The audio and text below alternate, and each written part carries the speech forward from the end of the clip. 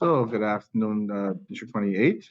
The time now is 6:43 p.m. and today is May 2nd. Do you believe it's May 2nd, 2024 already? That there's leaves on the trees. We get in there. This is our CC28's calendar and business meeting, monthly meeting, and we want to welcome all of you to this platform. Those of you who are joining in person and those of you who are joining us virtually, we are so happy to connect with all of you in the comfort of your homes, and the trains and the buses, whatever you're doing. We are so happy that you are here. We want to acknowledge that you are here. To all our principals, if you could kindly rename yourself principals and put the word principal before your name, it would be great so we can know that you are here. We love to acknowledge our principals, our parent coordinators, our PTA presidents, whichever role you serve in, please do put your title before your name. Just want to make sure we acknowledge that you are here. Before we get started, I'm going to ask our first vice president to please do the roll call, and then we'll get started.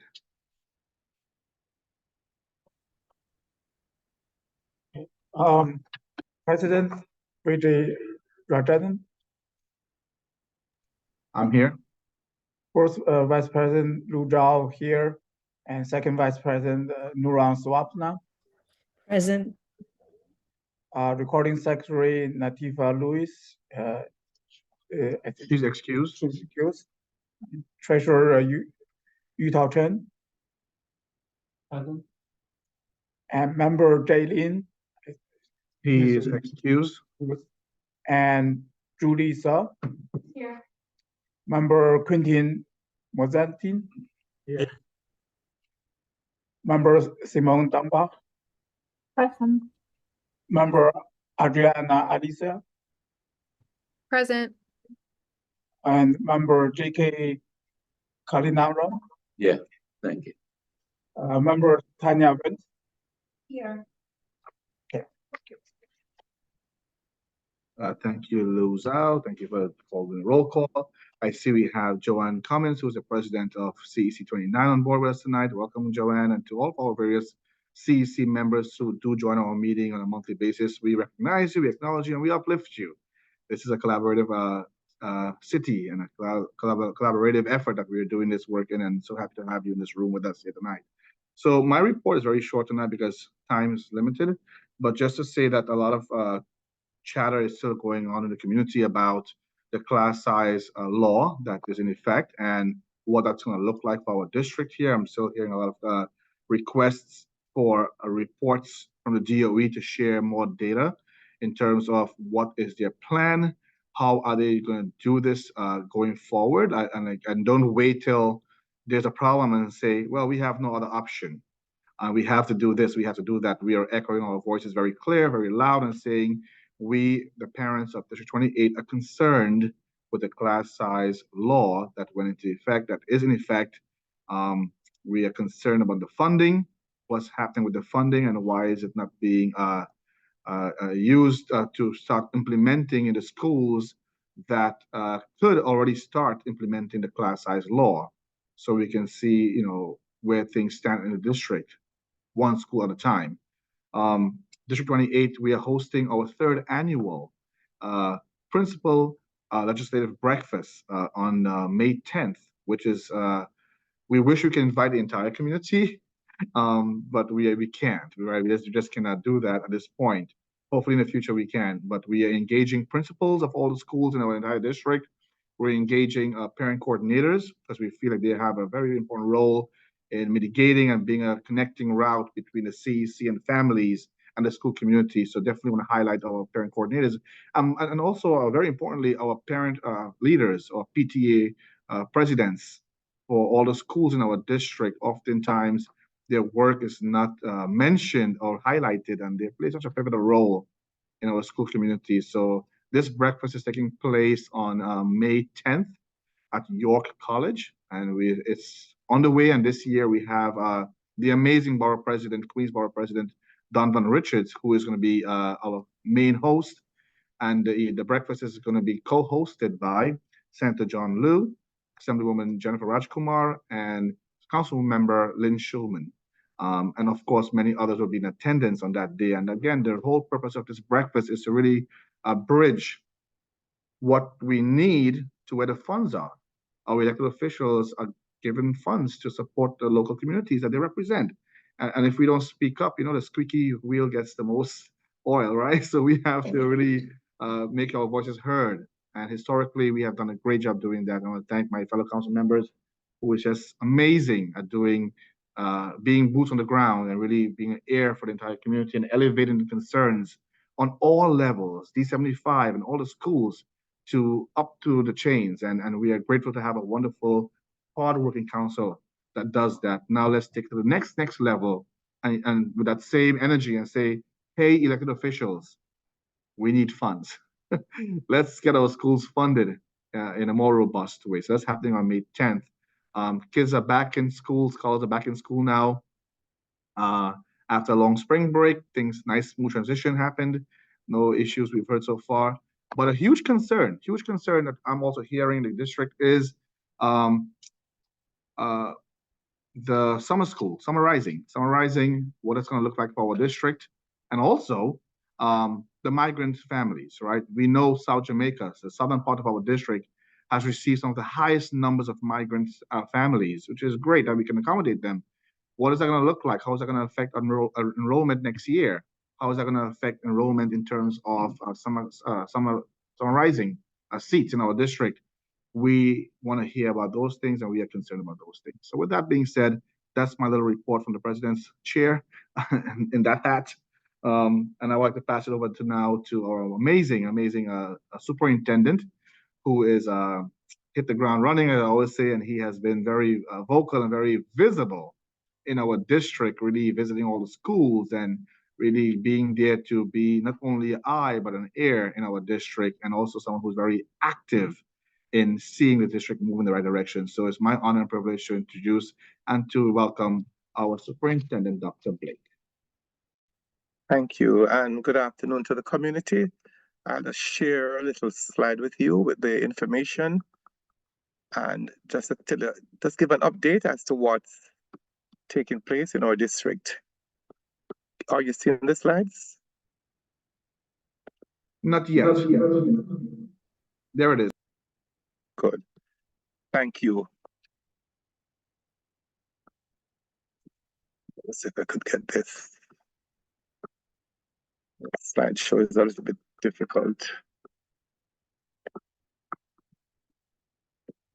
All right, so basically we just want to say good afternoon and welcome to the community, and to highlight for you our vision and mission at this time is really one that we need to, relate and always have at the front of our minds. It's about celebrating differences, because we understand that there are differences differences must be celebrated, and there are unlimited possibilities to learn and expand our knowledge and our commitment to all humanity. So I just want to say on behalf of the district, we are celebrating and elevating love. There's no space for hate in District 28, and we are really a diverse district, countless racial, ethnic, linguistic, belief backgrounds, and we are committed, despite the differences, to enable our students, our scholars, to get the best education possible, the best education experience possible. So that is just very, very, very, very important for us to revisit our district's mission and vision. In terms of our partnerships, we have secured very important grants. It's called the LEAPS grants, which we mentioned before our town hall with the chancellor. That is now becoming a reality in District 28. We have applied for the grants, and we're hoping to provide New Yorkers and students in temporary housing the benefits of after-school programming and to extend their school days. So that's funding being secured for our district, and we'll be giving you more about those services.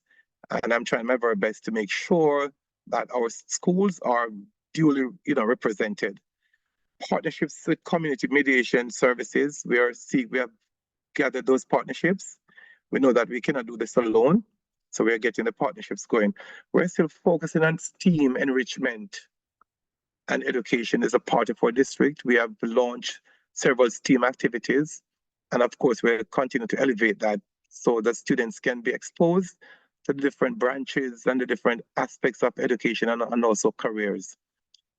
We have submitted the grants for review and hopefully approval will be coming in pretty shortly. By June, we'll be notified of the selection, and we are a front runner district. We're proactive, so we were on top of this, and we're hoping to, to secure funding. Also, we have a special need in our district. It's around students with IEPs, and as a result of that, we are authoring a grant to see if we could help our students further to propel their learning in the least restrictive environment or to meet the students where they are. So another grant is on the way where I'm really taking the charge with Dr. Wedderburn to see if we could get that, secure that grant for our district.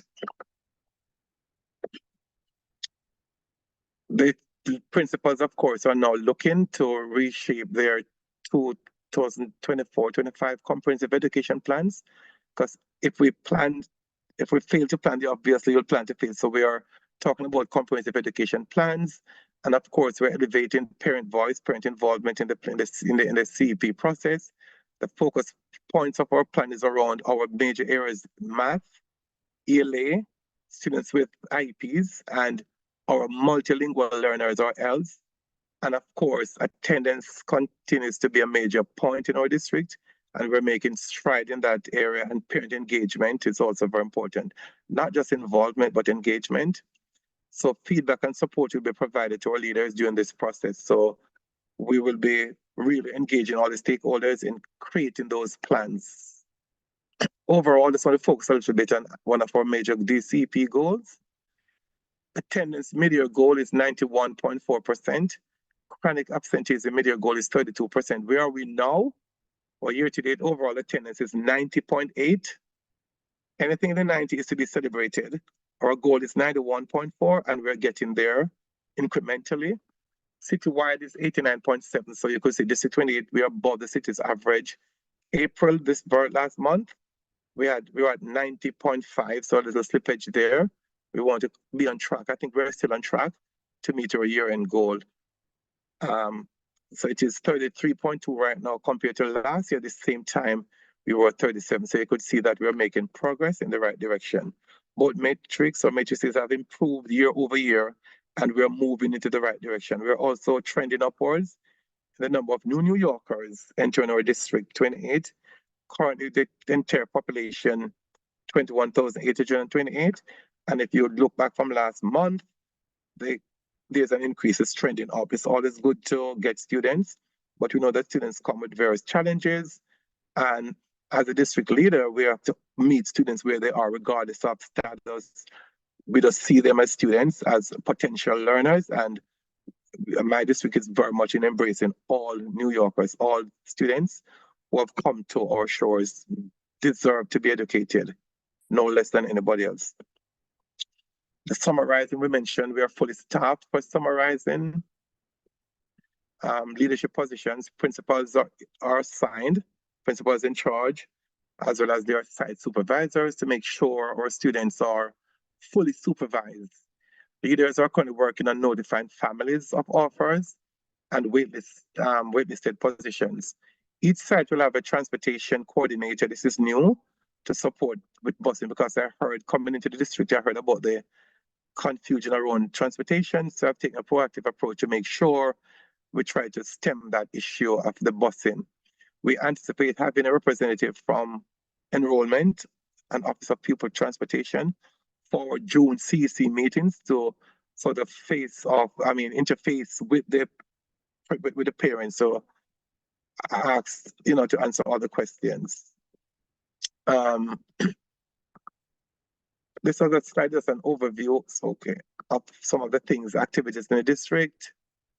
We were on, you saw the news, we were on Channel 7, where one of our schools, was highlighted around reading and storytelling. Charlene Alcott, our program, and, we're really trying to elevate this big chancellor's push around New York City Reads. Dr. Ahmed, the person who's in charge of early childhood, the deputy chancellor in charge of early childhood, was also in attendance. The students thoroughly enjoyed the celebratory reading to them. And of course, being on Eyewitness News was good for the students. The pictures are, showing that, our our principals. In fact, we just had a brilliant conference in Manhattan, the Magnet Schools of American Conference being held at the Hilton Hotel in Manhattan. And usually a district might have 1 or 2 schools. We showcased 5 schools. That's really, and one of our principals, Tanya Bates, you could clap. She also was named the Region 1 Principal of the Year in terms of, our commitment to the themes and the pillars of the Magnet School. So we have a lot to be thankful for. Our district continue to be heavily sought after in terms of showcasing best practices. We are still up on that. You could see from the pictures as a shout out, as I said, to Principal Bates Howell for being named the Principal of the Year for Region 1. And of course, the 5 schools want to shout out all the principals, even principals who are not selected this time, but we're doing a great job in District 28. And we want to shout out Principal Bates Howell, Principal Branker, Cespedes, Principal El Karani, and Honore for hosting the Magnet School visits and to represent us, the district, with great pride and great distinction. So I'd also like to congratulate the principal, especially for putting District 28 in the map, in the limelight. When they came to do a precursory glance or an assessment, pre-assessment, it was very clear that it was difficult for them to separate us from, separate the schools. So therefore we took on 5 schools. Just excuse us a second. Just a second. All right, so there's some interference by there. Right, so we currently are having over 289 applicants for the district first hiring fair is, brainchild of mine. And this is very important for the teachers to be empowered and for District 28 to get the cream of the crop. I made sure I strategically placed our hiring fair above everybody else so that we could get the best first fruits, the best pick of teachers who are brand new teachers to the system and teachers, of course, who are looking to transfer from district. We want to get to be at the forefront to empower our principals to, as they are the hiring managers, to send representatives, come out and meet prospective candidates so District 28 could get the very best picking, as it were. Also, I needed to let you know that there is also a need for bilingual programs. And so thus far, I have secured, through my efforts and others in the team, we have secured at least 2 bilingual programs will be coming in at 2 different schools. And I'm evaluating the schools. All the schools have needs, but there are schools with greater needs. So that's a start in the right direction. Other districts are having 1, District 28 will be having 2 bilingual programs. So that when that is fully fleshed out, I'll bring you back some good news around that. Because we need to, to meet students where they are, and bilingual education is a great need in the district. In terms of just to remind you, especially families, thank you very much. Our students did the test last week, ELA, May 7th through the 17th. The testing window will be up for math. It's about the math. And of course, New York City Reads is a big push about the science of reading, which, some best practices, but math is coming as well. There are 5 instructional shifts in teaching and approaching mathematics, and we'll be getting more around that. So the math is very, very important as well. Our nights, the SLAT, those are for the students and the ENL students, different levels, beginning, commanding, expanding, different levels of kids with English language, English not as their native language. So they do their own testing. It's called the NICE SLAT, and that is beginning in the 3rd week of May through June. So I want to continue to ask the parents and families to make sure you send us your youngsters so we could really get them prepared and ready for the next level. I've been around the district and I see that youngsters are getting excited, ready to move on to the next level of schooling. That could be another grade, 6 going to 7, 7 to 8, and of course 8 to high school, and our 5th graders to middle schools. We have the best of both worlds, as it were, in District 28, and we're asking the parents to shop around and make sure that our schools are offering the continuation of your students for us to teach them and to continue to strive in their educational journey.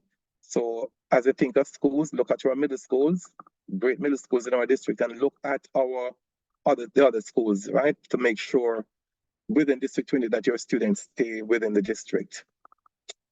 So I just want to thank you for this. Those are some of the major highlights of the district. Of course, it's not an exhaustive list, but of course, it just gives a summary of the work we are doing in the district. And I would be remiss without saying the team effort is very, very important. We do not believe in unilateral leadership or the Lone Ranger aspect of leadership, but I'm committed to collaborative leadership. And of course, this is exactly what I preach and what I'm practicing. So this cannot be done without the stakeholders, families. Thank you very much. Faculty, other leaders on this call, and also the district team. So I want to thank you very much. And tonight I'll be around for a little while longer to answer any questions, especially towards the end. So thank you very much. And of course, just want to say one thing before I go. I think there was a question being asked or being preferred about the small class size. Central DOE has called all superintendents, all 45 superintendents, to a meeting sometimes next week to discuss this very topic around how, and I mean, the unions are also involved, as to approach it in a collaborative manner, how we will implement the state's law around small class size. So that is obviously a hot button issue and one in which we are taking very seriously. So after that meeting, I'll have more specific details to present to the council. So thank you very much for listening to the presentation. Thank you, Dr. Blake. I appreciate your time and always bringing the data. And that's important. And we told you that our district expects that. And thank you for always coming prepared with all that we can digest and more. And we appreciate you and your team. Just really quickly, are there any other members of the district team who want to say hi to you? Just raise your hand. Use the raise hand feature. And we can just acknowledge you. Sonia, I know you're here. You can unmute. Sonia said hi. Say hi quickly, Sonia. Or anything you want to add, Sonia? Yes, good evening, everyone. Just wanted to add that District 28 is always proactive and supporting families. And one of the things that we are doing is we will be partaking with all our parent coordinators as an initiative in partnership with Columbia University to get a 3-day training on New York City Reads and all the different resources and toolkits and some of the ways that we as a district can alter that to support our district, and then PCs can then alter it individually to support their families, whether it's newcomers, students with special needs, but it's really supporting reading and literacy at all the different components. So I just wanted to share that. We are very excited. It's not going to be citywide. It's going to be some districts, and we are one of those districts. Also, May 8th and 9th, we'll be offering our ongoing parent leadership training. We're doing transfer of records. Please make note that parent leadership is vital in your school. Parent voice. In addition to the CEC, you have your PA, you have your PTAs, you have your school leadership team. You need to be represented. So we are in full force, full swing to do PTA elections, SLT, and Title I. So that's just my quick piece. Thank you. It's always an honor to be in your presence, and I'm always very excited and very proud of our district. Thank you. We are proud of you, and thank you for all the great work that you do and leading in a very intentional way. Thank you so much. We also have Dr. Hall, the Deputy Superintendent of our district, with a great smile always on with us here tonight. Dr. Hall, Dr. Benoit is next also. Thank you, President VJ. Good evening, everyone. Good evening, District 28. It's always a delight to be on our call, to be in community with each and every one of you. It's wonderful to be in your schools. When I see families in the schools, it's always a delight. And I know that Sonia and Dr. Blake already shared tons of information, but I just want to add that it's wonderful to be in community with each of you. As Dr. Blake shared, I'll just mention specifically around class size law. There is an upcoming meeting where DOE Central will convene superintendents, and we will be sure to provide additional information once that meeting is held. We look forward to a wonderful evening with everyone. Thank you so much, Dr. Benoit. Dr. Joanne. Good afternoon, everyone. I too want to share greetings. I am Joanne Benoit, the Executive Director for school support and operation. Always happy to be here. I'm always off camera, but since President VJ offered for other team members to say hi, I do want to share, my greetings here with the community.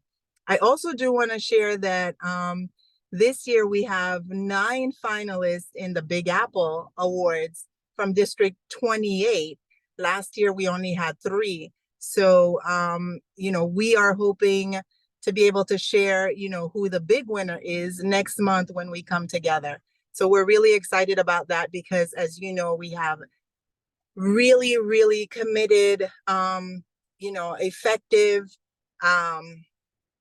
creative teachers here in District 28. And we want to take every opportunity to celebrate them. Thank you. Thank you so much. Anyone else? Vic, are you there? Anyone else wants to say hi from the district office? Feel free to unmute at this time. Well, okay. Going once, going twice. No, it's always important to showcase that, Dr. Blake and his entire team shows up to our meeting. And I want to acknowledge that because it takes a team. It does take a team, and also takes all of us ear and hands on the ground. And I want to say that I appreciate all of you, the team being here. It shows that commitment with the community, and I appreciate that. Thank you so much. At this time, I'm going to ask our Councilmember Simone Dornbach to please make an announcement about the chat feature, and also if you would like to make a comment in the public speaking section.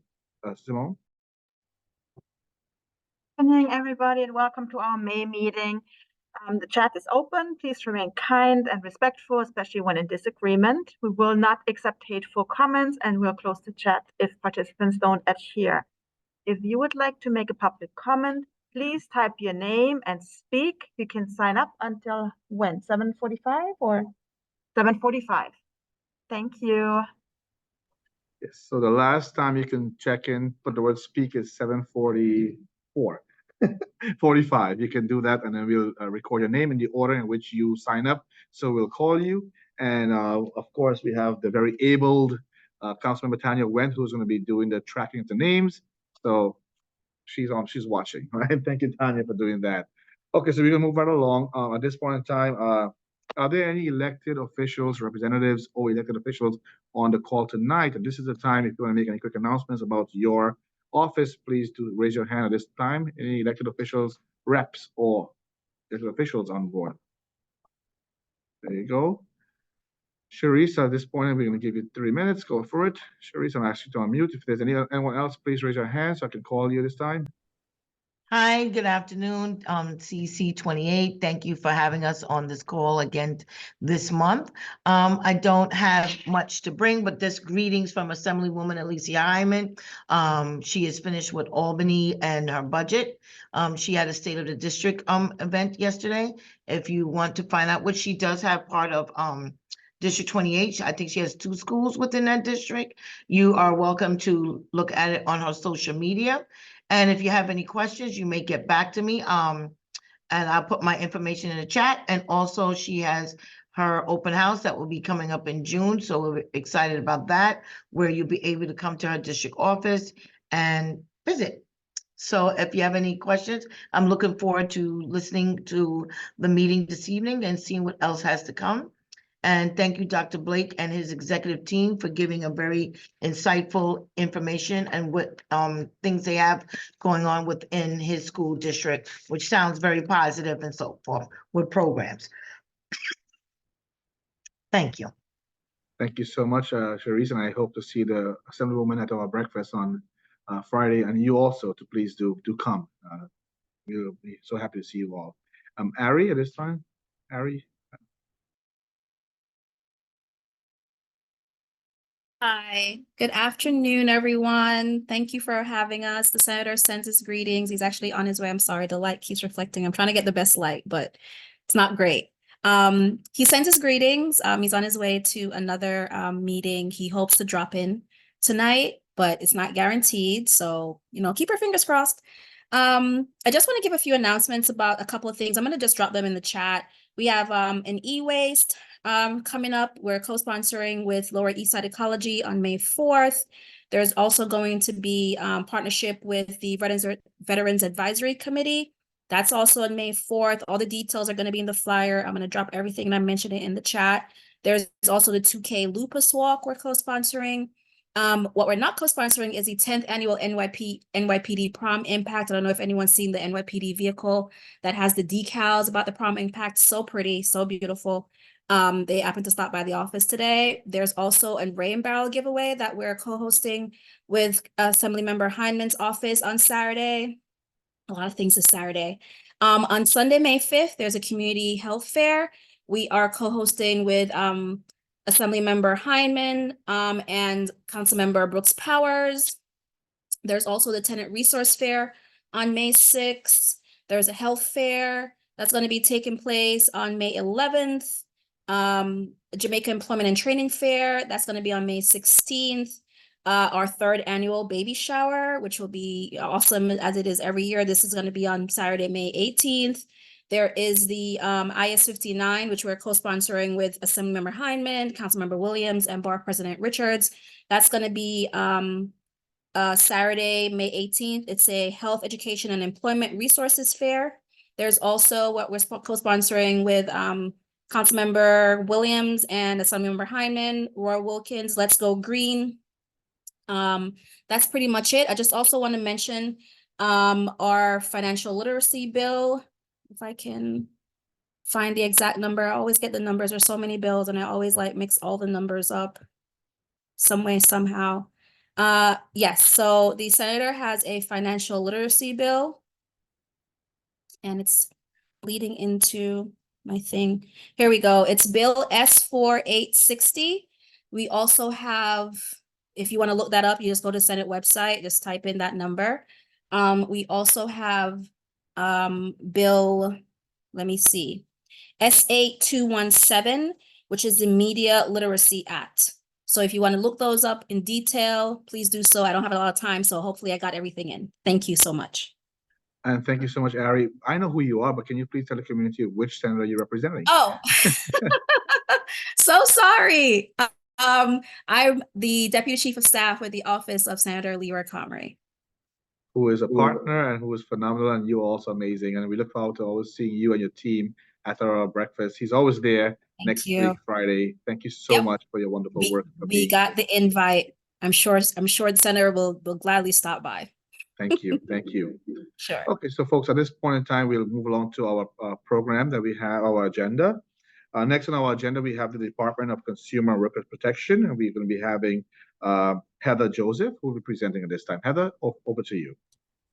Good evening, everyone. Thank you for your time. I come representing our commissioner, Vilda Mayuga. She had a family emergency and unfortunately could not be here today. I'm going to start sharing my screen with you guys.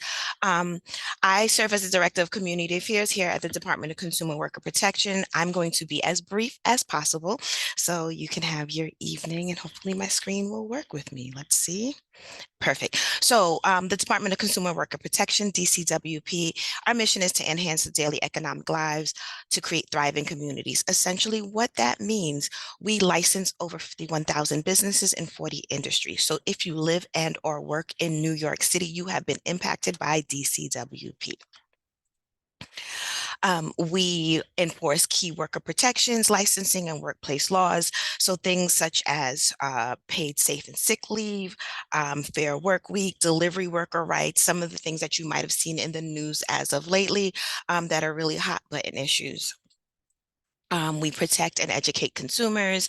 We do things around restitution, public outreach, which is the part of the team that I do, and we do public education campaigns, again, here tonight to present to you about these things.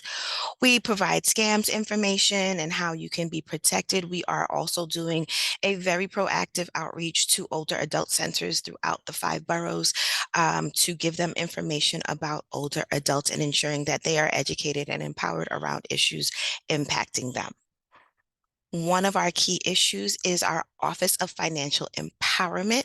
And this is a really, really, really cool tool. Our commissioner uses it. I use it. My entire team uses it. And this is provided to anyone that is over 18. It is completely free. We do not check for immigration status. So I heard in the presentation that Dr. Blake gave, and that you do work with quite a number of asylum seekers and immigrant families. So if they are looking for ways to get themselves situated as they are getting acclimated to New York City, this is a great resource and tool, but because there are no income restrictions, anyone on this call can also utilize the service. And we do everything from how to boost your income and build assets.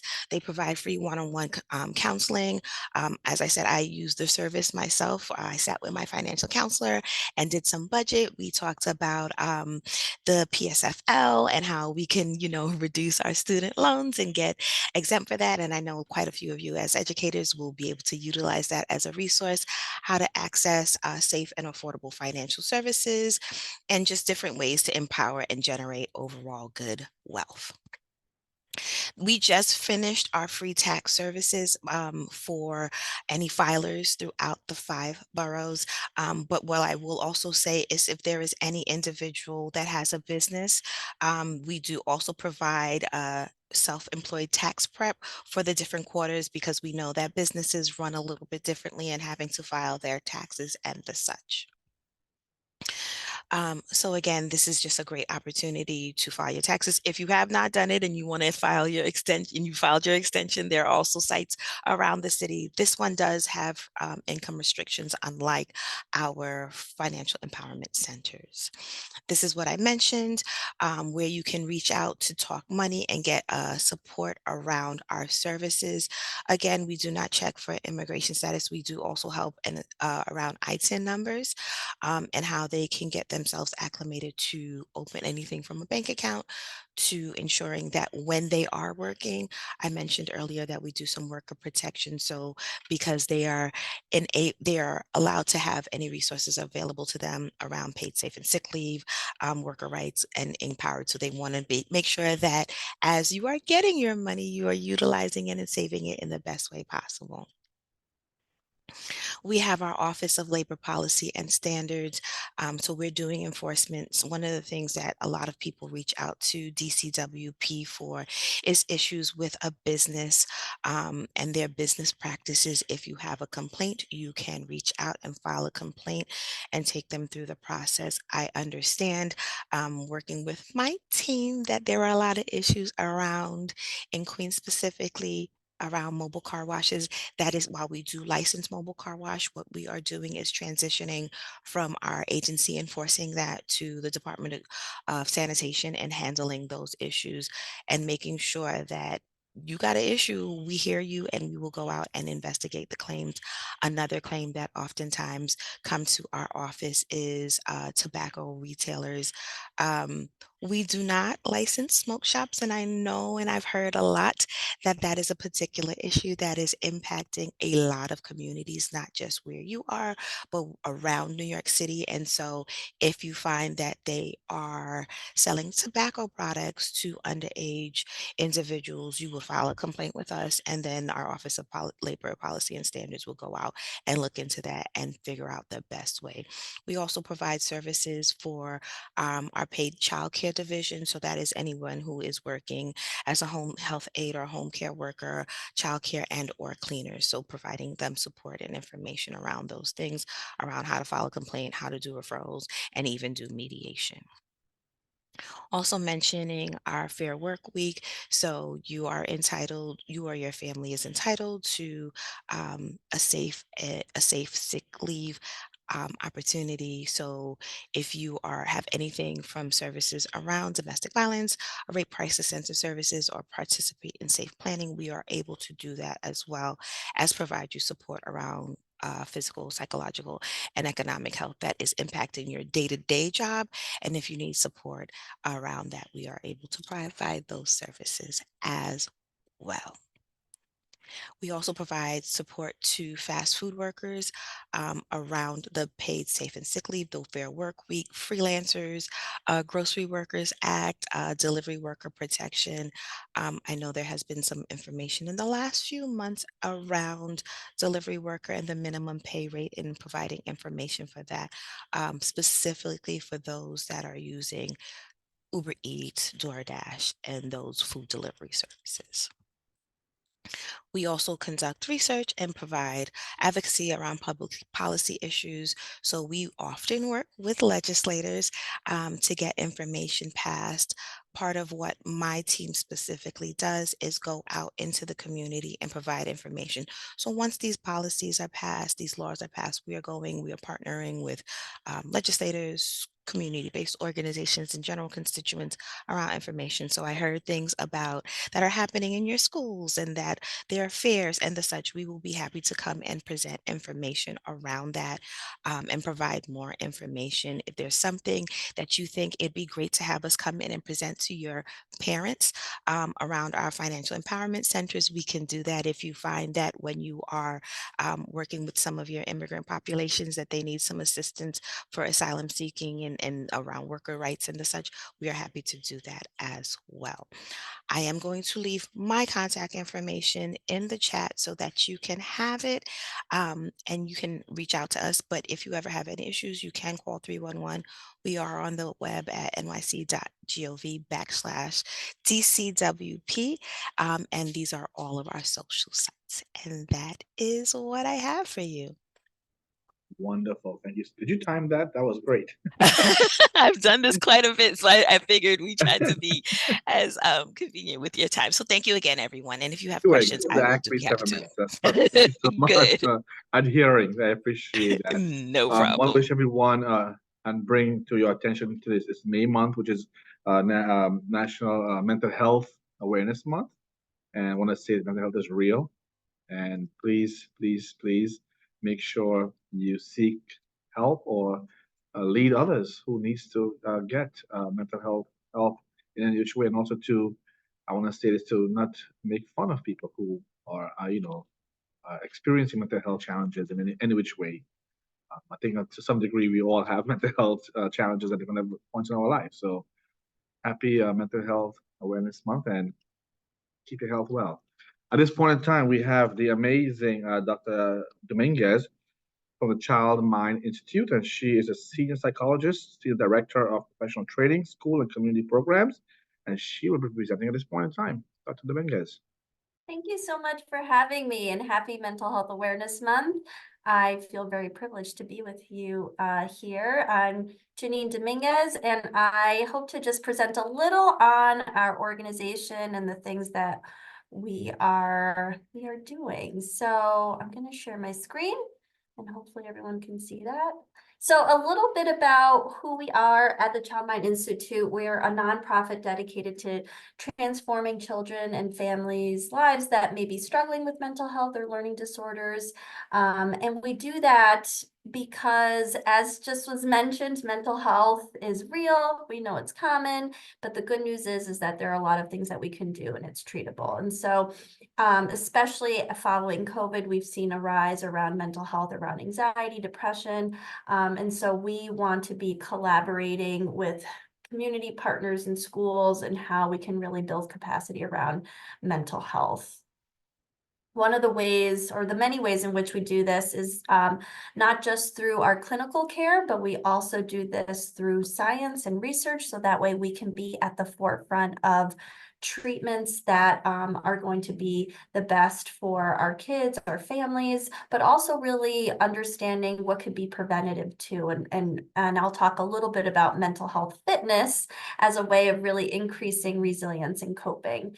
And then what I have the privilege of being a part of is the education realm. So being the senior director of our school and community programs and professional training, really thinking about how it is that we're making resources available to all families, doing this in a way that is equitable and diverse, and also getting to everybody. So that's really within the public education realm of what we're doing at Child Mind.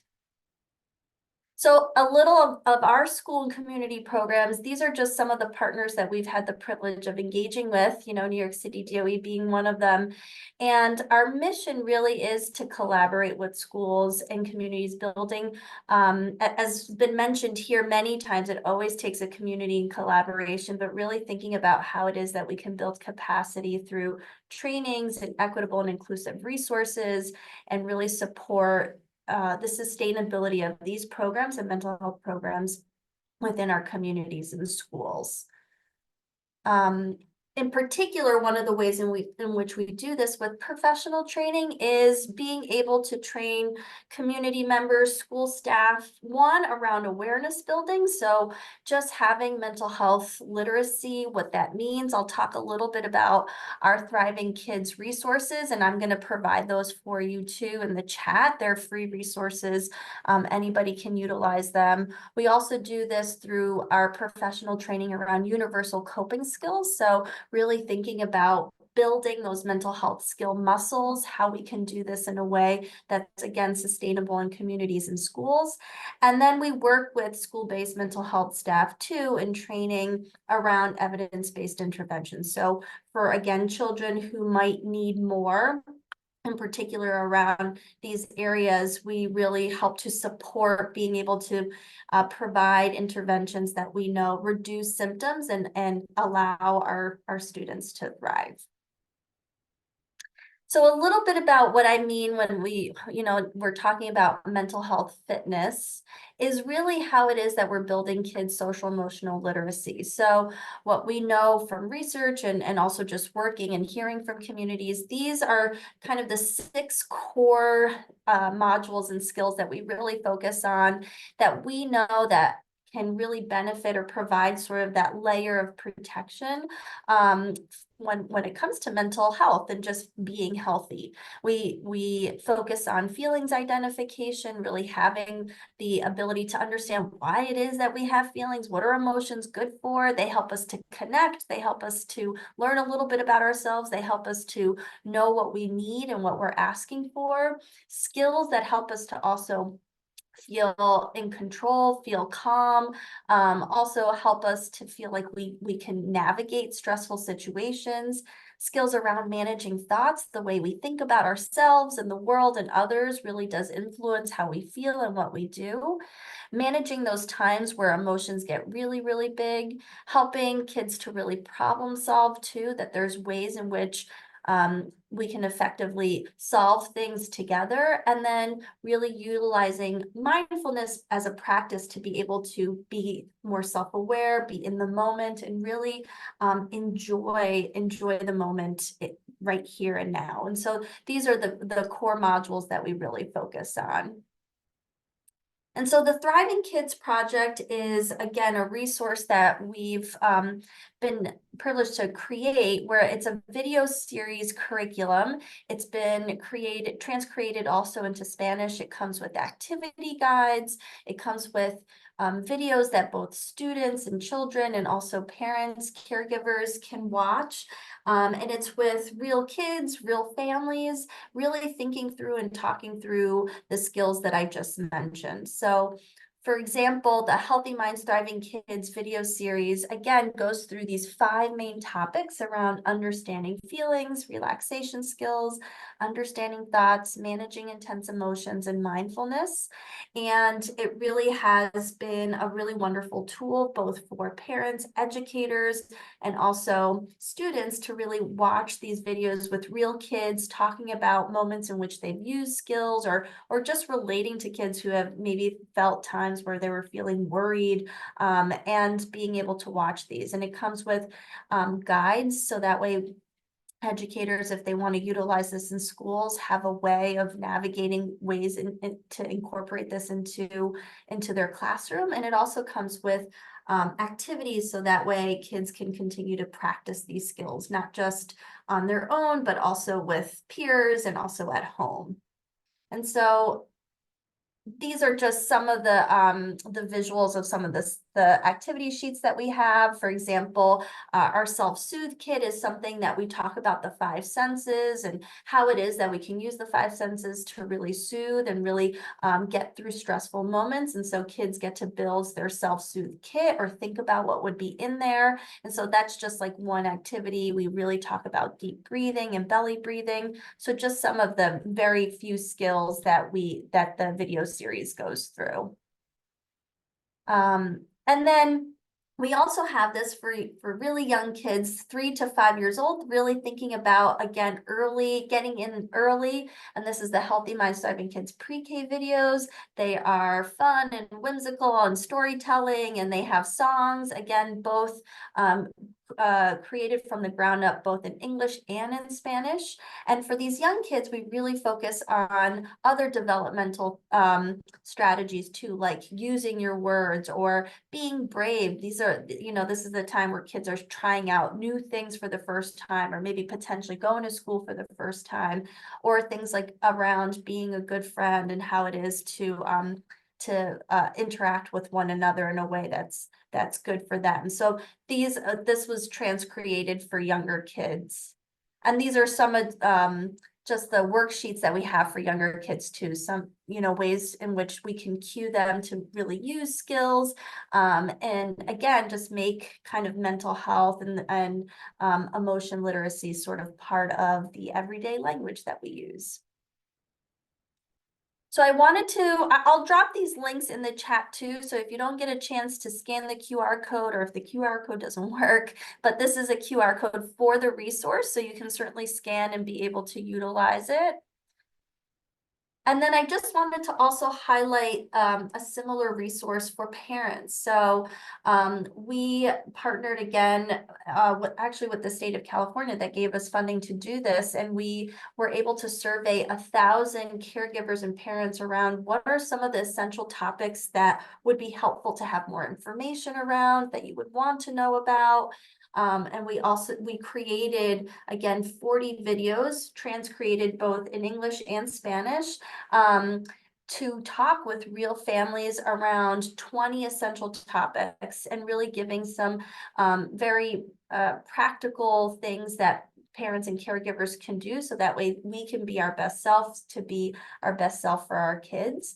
And it also has a glide path. So not only does it come with videos, but then it provides other links to other evidence-based information around these topics.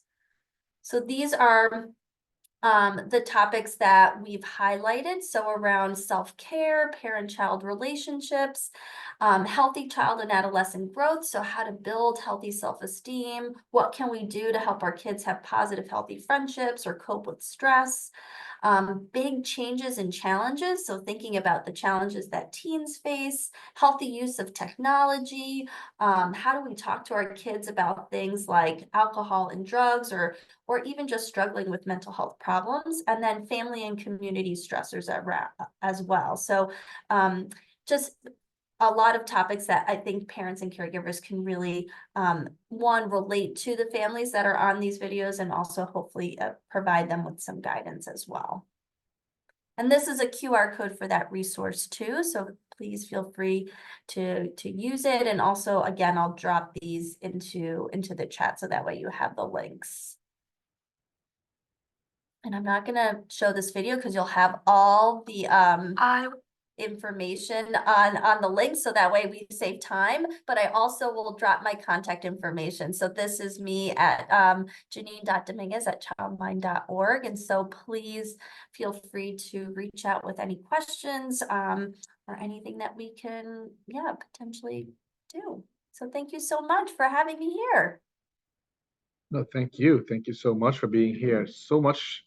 Wow, I had so many questions as you were talking that was coming through my mind. And please, if you could stick around for a few, I'm sure our community may have questions as well, because this is so centered and central, especially in this May month of mental health awareness. Good timing, and thank you to our member Simone Dornbach for recommending this resource, and to other council members to definitely bring resources to us so we can bring to the families. And you were excellent, and so much information. Thank you. Thank you. Thank you. Excellent. So at this point in time, I guess one question to think about while we get to other questions would be like, what's a healthy, what does healthy use of technology mean? What does that look like in the real world? And how do we balance that as families and parents with our children? So that's well, you can answer that later on when we come back to you. Okay, let's get to the program. Thank you so much. And thank you for both of our presenters for being here. At this point in time, I'm going to go down the list and ask our council members to please present any reports they have, just to be conscious of time. And you can ask our presenters any questions you have, or even the district any questions you may have. So I'll just call your name and we go down the list, and then we'll take it from there. So at this point in time, first Vice President for any reports or questions, Lou Zhao. Thank you, Vijay. Yeah, very quick, two things I want to mention. One is the GNT program application time extended. It was meant to this week, but extended to next week. So one more week.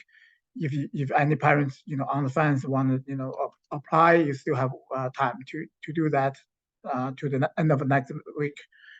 The second thing I want to say is, I mean, before this meeting, the president of Parent Association in PS 139, which is my liaison school,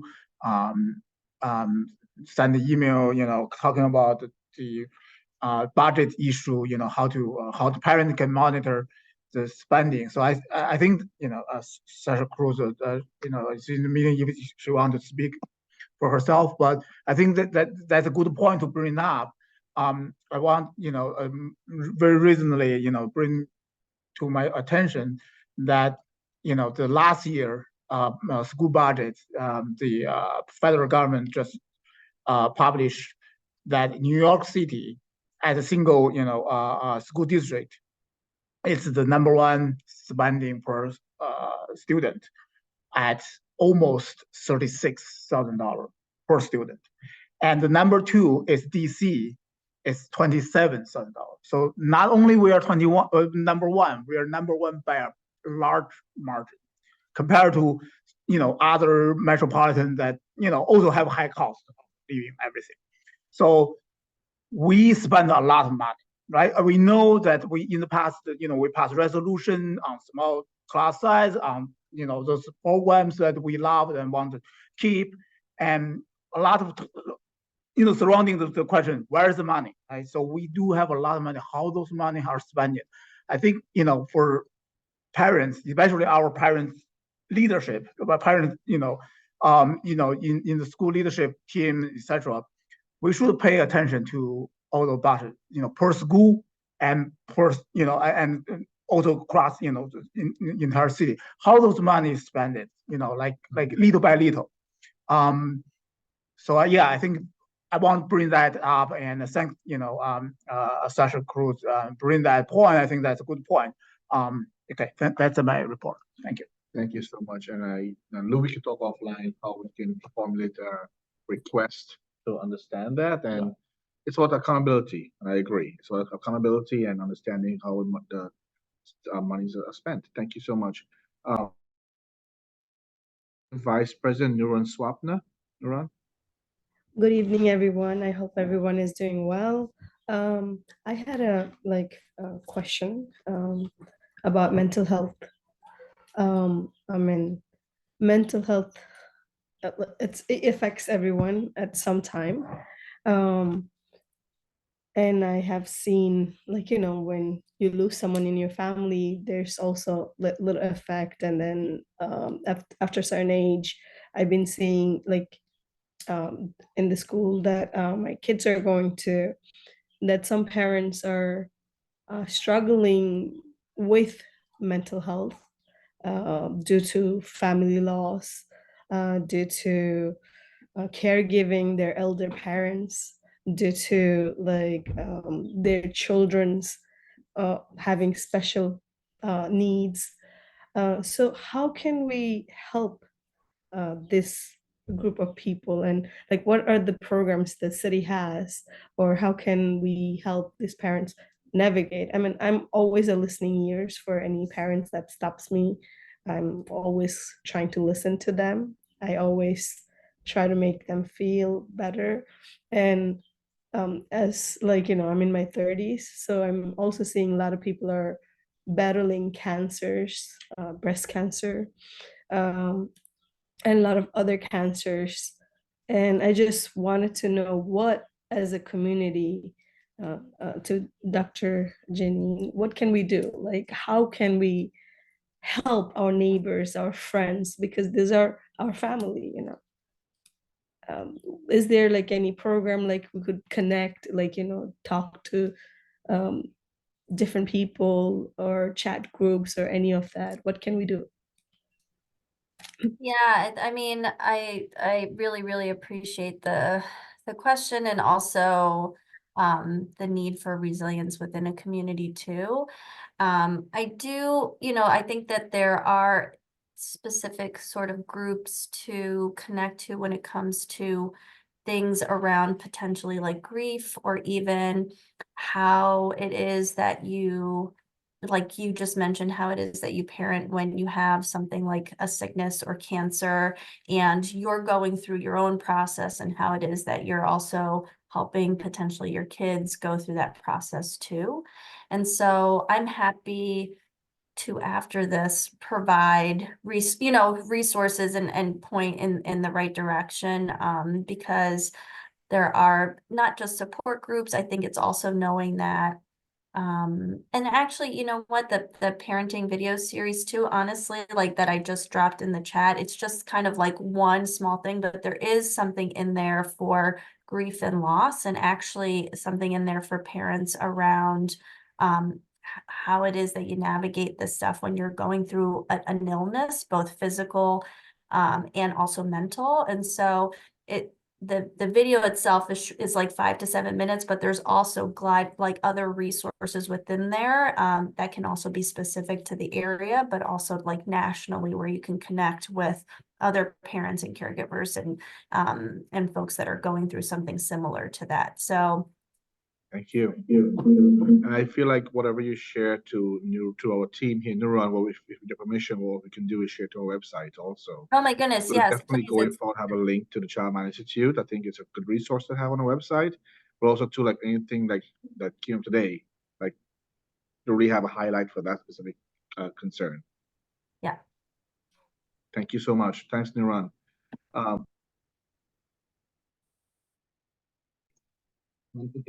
Natifa Lewis.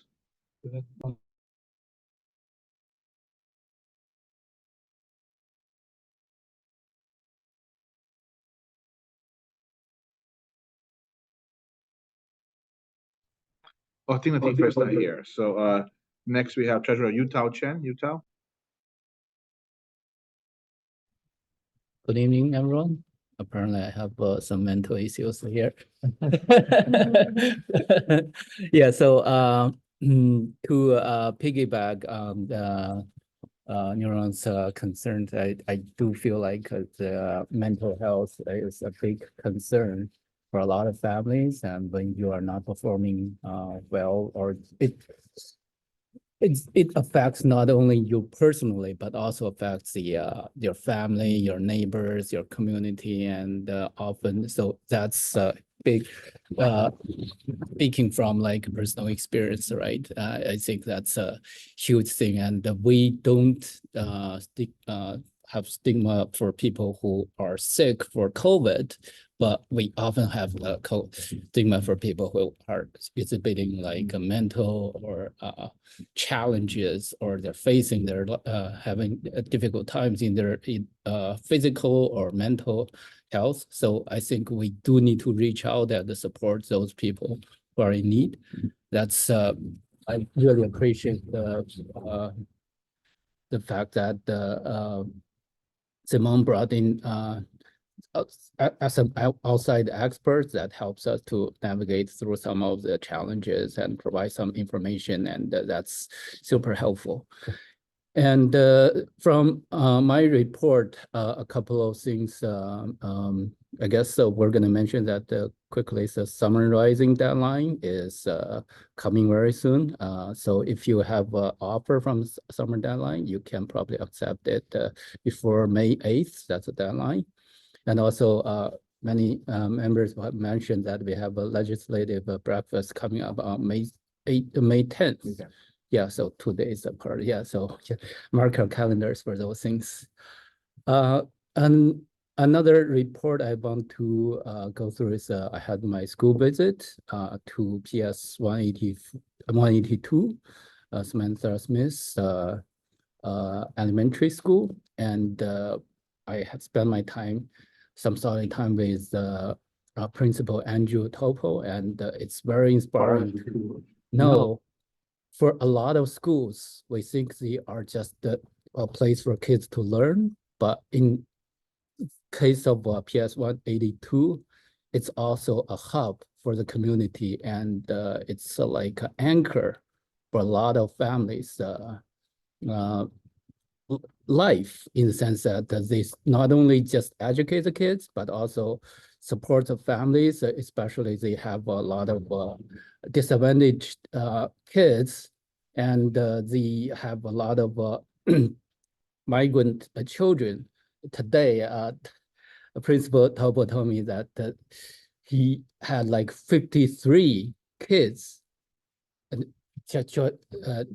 starting school today after the break, in the middle of the semester, and that's they're all like migrant kids. That's like a huge undertaking for the school and for the community. I cannot.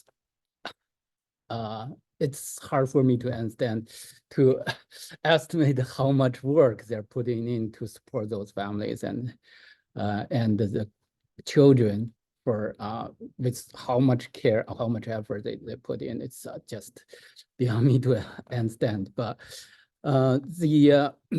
so to deal with those challenges, they have to come up with a lot of creative solutions to make best use of their space, their resources, their energy, and the focus on the right things to give the best support to the family. It's just amazing job that they're doing. So I'm so inspired by them.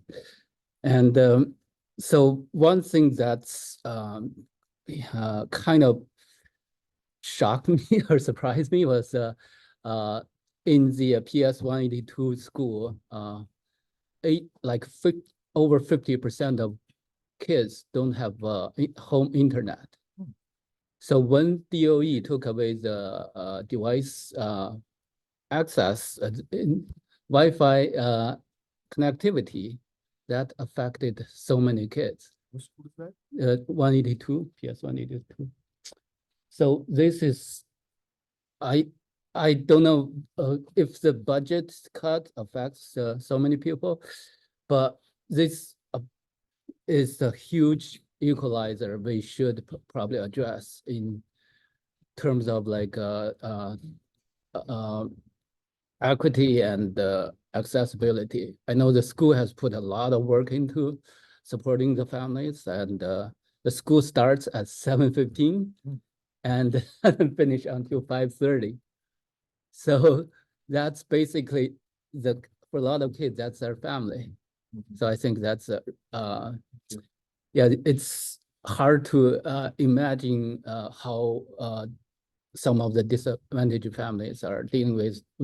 A lot of people are concerned about people's their kids' grades and the learning, but they are doing so much more for that. So I just want to take this opportunity to give a huge shout out to Principal Topo and his team, and a lot of similar, I imagine there are a lot of similar schools in our community that do great work. But if you look at the DOE or public school website, you don't see their credit. You cannot, it's like, oh, they're like doing poorly in their test scores. So it's not a good school, but there are the places that numbers don't do their justice. Yeah, I just want to bring up that, yeah, so Yeah, that's my main report and reflection on the issues. Yeah. Thank you, Zhao, and that is definitely noted in terms of the PS 182 and the connectivity for families. Thank you so much. Next week, I have Quentin Mezzatine, our D75 rep. Thank you. Thank you. Always look forward to this. All right. I am the proud liaison of Queens Gateway 161, 175, and 206. And anything related to D75, you can just throw my way and I will look into it. So today I started off at 6:45 a.m. at the SLT meeting at 175. I love their SLT meetings. It is so informative, so early. And I'm up putting my kids on the bus, and it's just like they're not even sleeping. They're awake, they're into it. And the principal and the community there is very cool. That was a very good meeting. The families at 175 are happy. And it shows in their surveys that they got back. They feel informed, supported, included, safe, and they feel safe even though they have not gotten the door lock fixed in the front. And that's a concern that looks like it's going to be coming from the DOE. So I need to look into that. So I will be on top of that to find out about this lock so we can hopefully get this corrected before the year's out. And they have a concern just like Queens Gateway, which is the parents are wondering how they can get a crossing guard. So nothing has happened, but that's always yet. So I'm also going to look into that, find out more like whose responsibility is it? Is that my responsibility? Does that fall on my shoulders? Is that the superintendent? Is that the DOE? Is that the chancellor, the mayor, cops? I don't know. But I'm going to find out because I've been pushed in different directions and I really want some clarity so we can get these crossing guards at these two schools, which the faculty and families have shown concerns over. So we will get to the bottom of that before this year's out. We got a whole 2 months left. We're not sleeping on the job. And for 161 and 206, I am finally meeting up with those schools next week, 161, and the week after 206. I'm looking forward to these visits so I can have the tours. Hopefully we have breakfast, some fresh organic fruits, chips and cheese, and we could talk about all the proud things that they're doing in District 28. And one thing came across my desk, but before I get to that, I want to compliment Superintendent Blake. Superintendent. I'm talking the future. So the you addressed questions that I had from parents about the zoning and about the class size law. And I'm just gonna wait for your answers. You said you're going to your meetings. So when you go to your meetings, however you want to get us those answers, you could just let us know. And hopefully before next meeting, we could address those. So next meeting, we could just talk about those solutions that we came up with. So I'm looking forward to that. So I'm just going to give you a quote from an article that I read this morning. Amid college campus turmoil, NYC DOE advises principals if students choose to participate in walkouts, protests, etc., schools cannot prevent students from participating. Only elementary kids must be signed out by parents if they wish to participate in a walkout. Staff may not participate during work hours. That's interesting. As we finalize understanding that, if any of my children are in middle school and they tell you that they want to go protest and you don't call me, we gonna have a problem because that don't make sense. The math ain't math, and I gotta still sign for a trip, but they could walk out and say, I'm just going to protest. What are you protesting at 11? You better mind your business and wait for me to pick you up after school, and we can protest together if we really want to protest. But that's what the DOE said to advise its principals. And I hope that's just a typo and they're going to rephrase that, but that doesn't sit well with me that 11, 12, and 13-year-olds can literally leave school because they feel passionate about a cause. Nah, not even high school. My high school kids would not even try that. We're going to have problems. But other than that, that's all I got this week. I'll see you guys next month. Thank you so much, Quentin. And he's at his desk. I don't have a desk. Well, he got a desk. That's great. I'm joking. Good job, Brenton. Next we're gonna have is Julie. Well, you stepped out, so I'm calling Julie's son out to do a report. Julie. So hard to follow, Quentin. Yes, yes, it is. Good luck. I'll keep my comments brief. I did reach out to my schools. Schools that I'm a liaison for is PS 303, MS 217, and junior high school 157. Dr. Srirachi, Principal Srirachi did take me up on the offer to meet up, and we had a really good conversation where it was more like he was educating me on the class size, history, and context, and I just listened. But nothing new there in terms of he's very concerned for his school and for the families feeling the displacement, the number of seats for children outside the zone, just the similar tones I think that everyone has been expressing of what's going to happen. And he had some ideas. We didn't get to solutions at that meeting, but hoping we can engage principals and families and come up with some solutions on that note. We had our first equity committee meeting where we invited the Center for Family Representation, and I thought the meeting was really helpful, really informative. For me, it was very disheartening to hear and learn about what happens to some families in the district.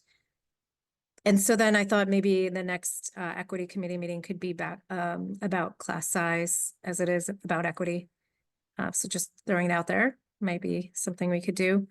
And then I just wanted to say thank you to Dr. Janine too about the mental health. Just personally went through some stuff recently where I think it is really important that we talk about mental health and we talk about how even both adults and children, I think mental health has a lot to do with being able to be your authentic self and being able to speak and be who you really are without feeling attacked or scared. So I really appreciate putting mental health as a topic for us to talk about. That's my comments today. Thank you, Julie. We're so happy to see you. Thank you. You're still doing your work. Thank you so much. Next, we have Simone Dornbach.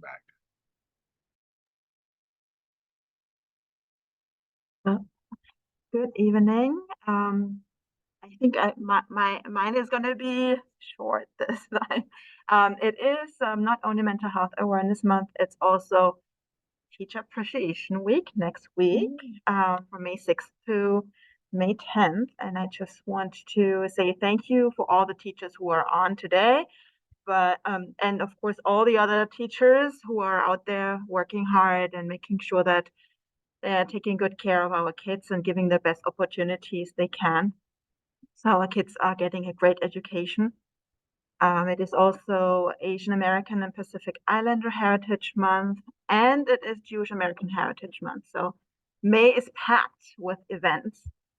I am also very thankful that Dr. Dominguez came on. I thought it will be helpful for families in our district. My family has also needed help, and so it is really the stigma is real and it's there, and so I hear you. It's very difficult to talk about it. I'm very lucky that our friends and family and community, they are all very open and accepting. So we haven't had any issues, but I totally hear you. It just it's not a topic that's easy to talk about. I do hope that families make use of the resources that are out there and can get help if they need to get any help. I have a question to the district office that came up in conversation with parents about the New York State test. This year, it was mandatory for 5th grade and 8th grade to take the computer-based test, and next year it will be mandatory also for 4th grade and 7th grade, and then it will be mandatory for everybody. And the questions that came up in my circle, since my daughter will be going into 4th grade next year, how are the children, how are they going to be prepared? They're like really young, and how will they be prepared to be able to type in their little short responses and longer responses? And is there any additional training that the schools will receive so they train the kids in typing, or are parents expected to do that at home? So that's something that came up and that a lot of parents are worried about. From the school, I heard from my partner school, Russell Sage in particular, they were very happy about it. They said that they hadn't had any issues with the computer-based tests, and everything went smoothly from the administrative side. So just to share that. But if the district office could let us know, yeah, what are the plans? How will this be done, especially for the lower grades in elementary school? I want to mention that I attended the Community Board 12 Education Committee meeting, and I really want to encourage families to attend those meetings. They are very, very informative and educational. They had a wonderful speaker there. Every time when I go there, I'm just like blown away because the topics that they cover, the speakers they invite, it's very informative. I'm not going to share the content because I saw that Ms. Vanessa Sparks is going to speak, and I hope that you're going to be speaking about that. But yeah, parents, make use of those meetings because you're getting lots and lots of resources that are helpful for your kids.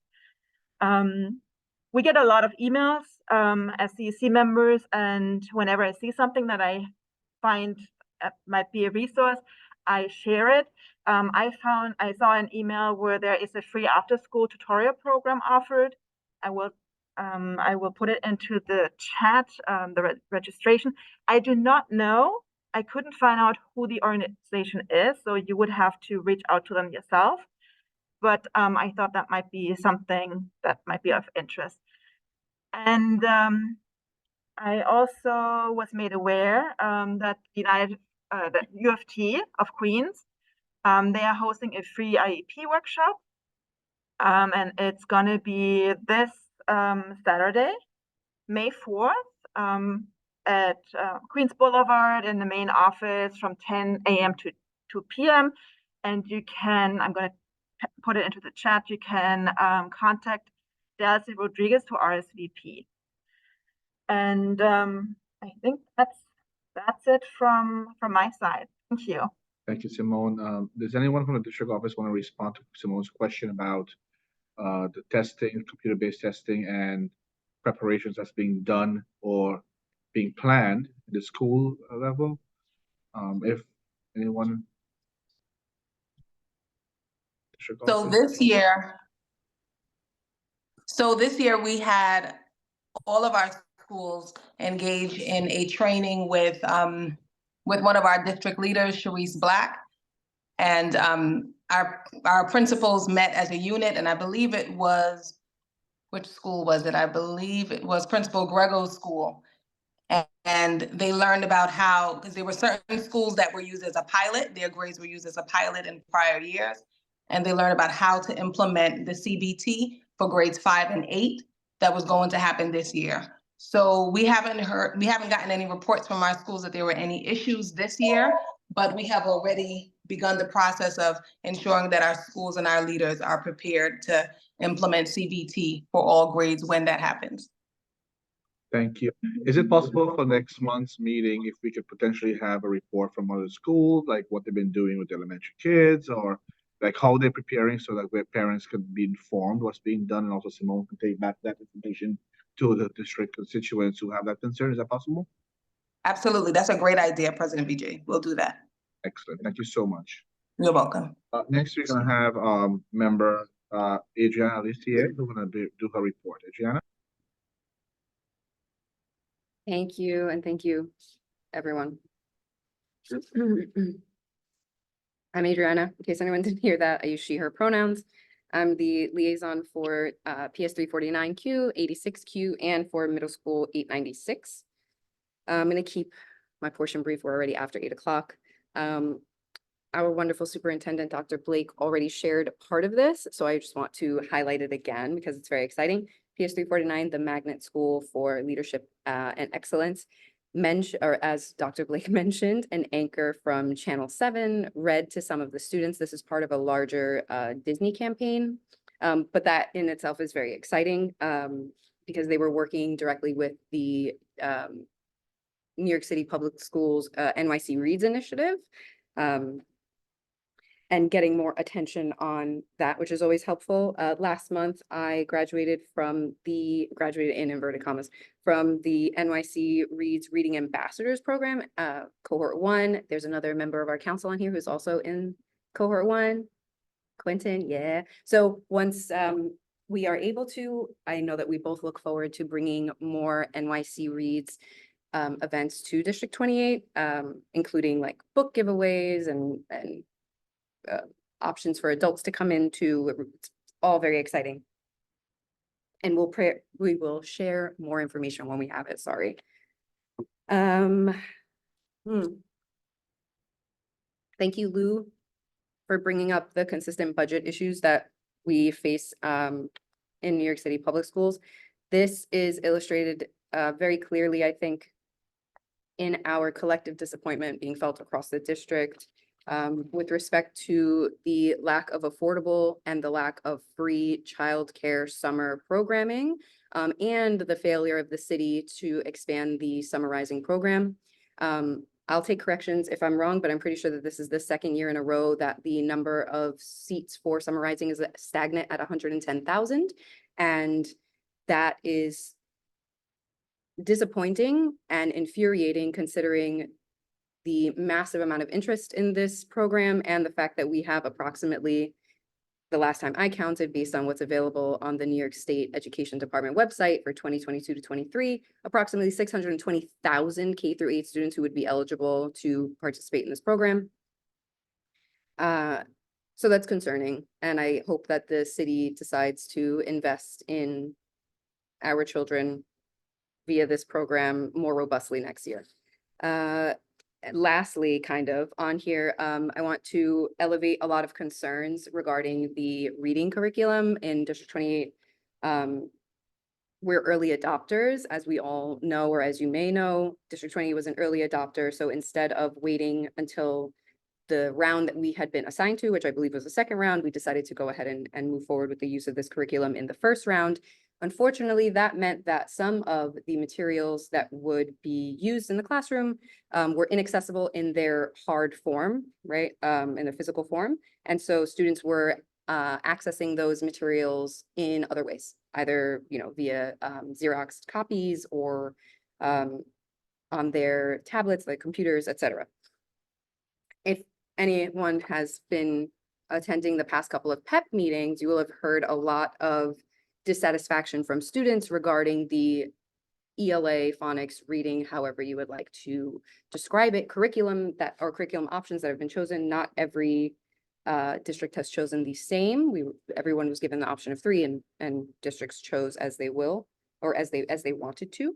But it seems like a lot of the children who were in maybe first round districts also don't have books. They're accessing this curriculum and they're accessing this information via Xerox copies, via worksheets, and not interacting with the totality of the media, whether that's a book or a poem, whatever it is. Like, they're getting an excerpt of it, or they're getting a synopsis, or they're getting a piece.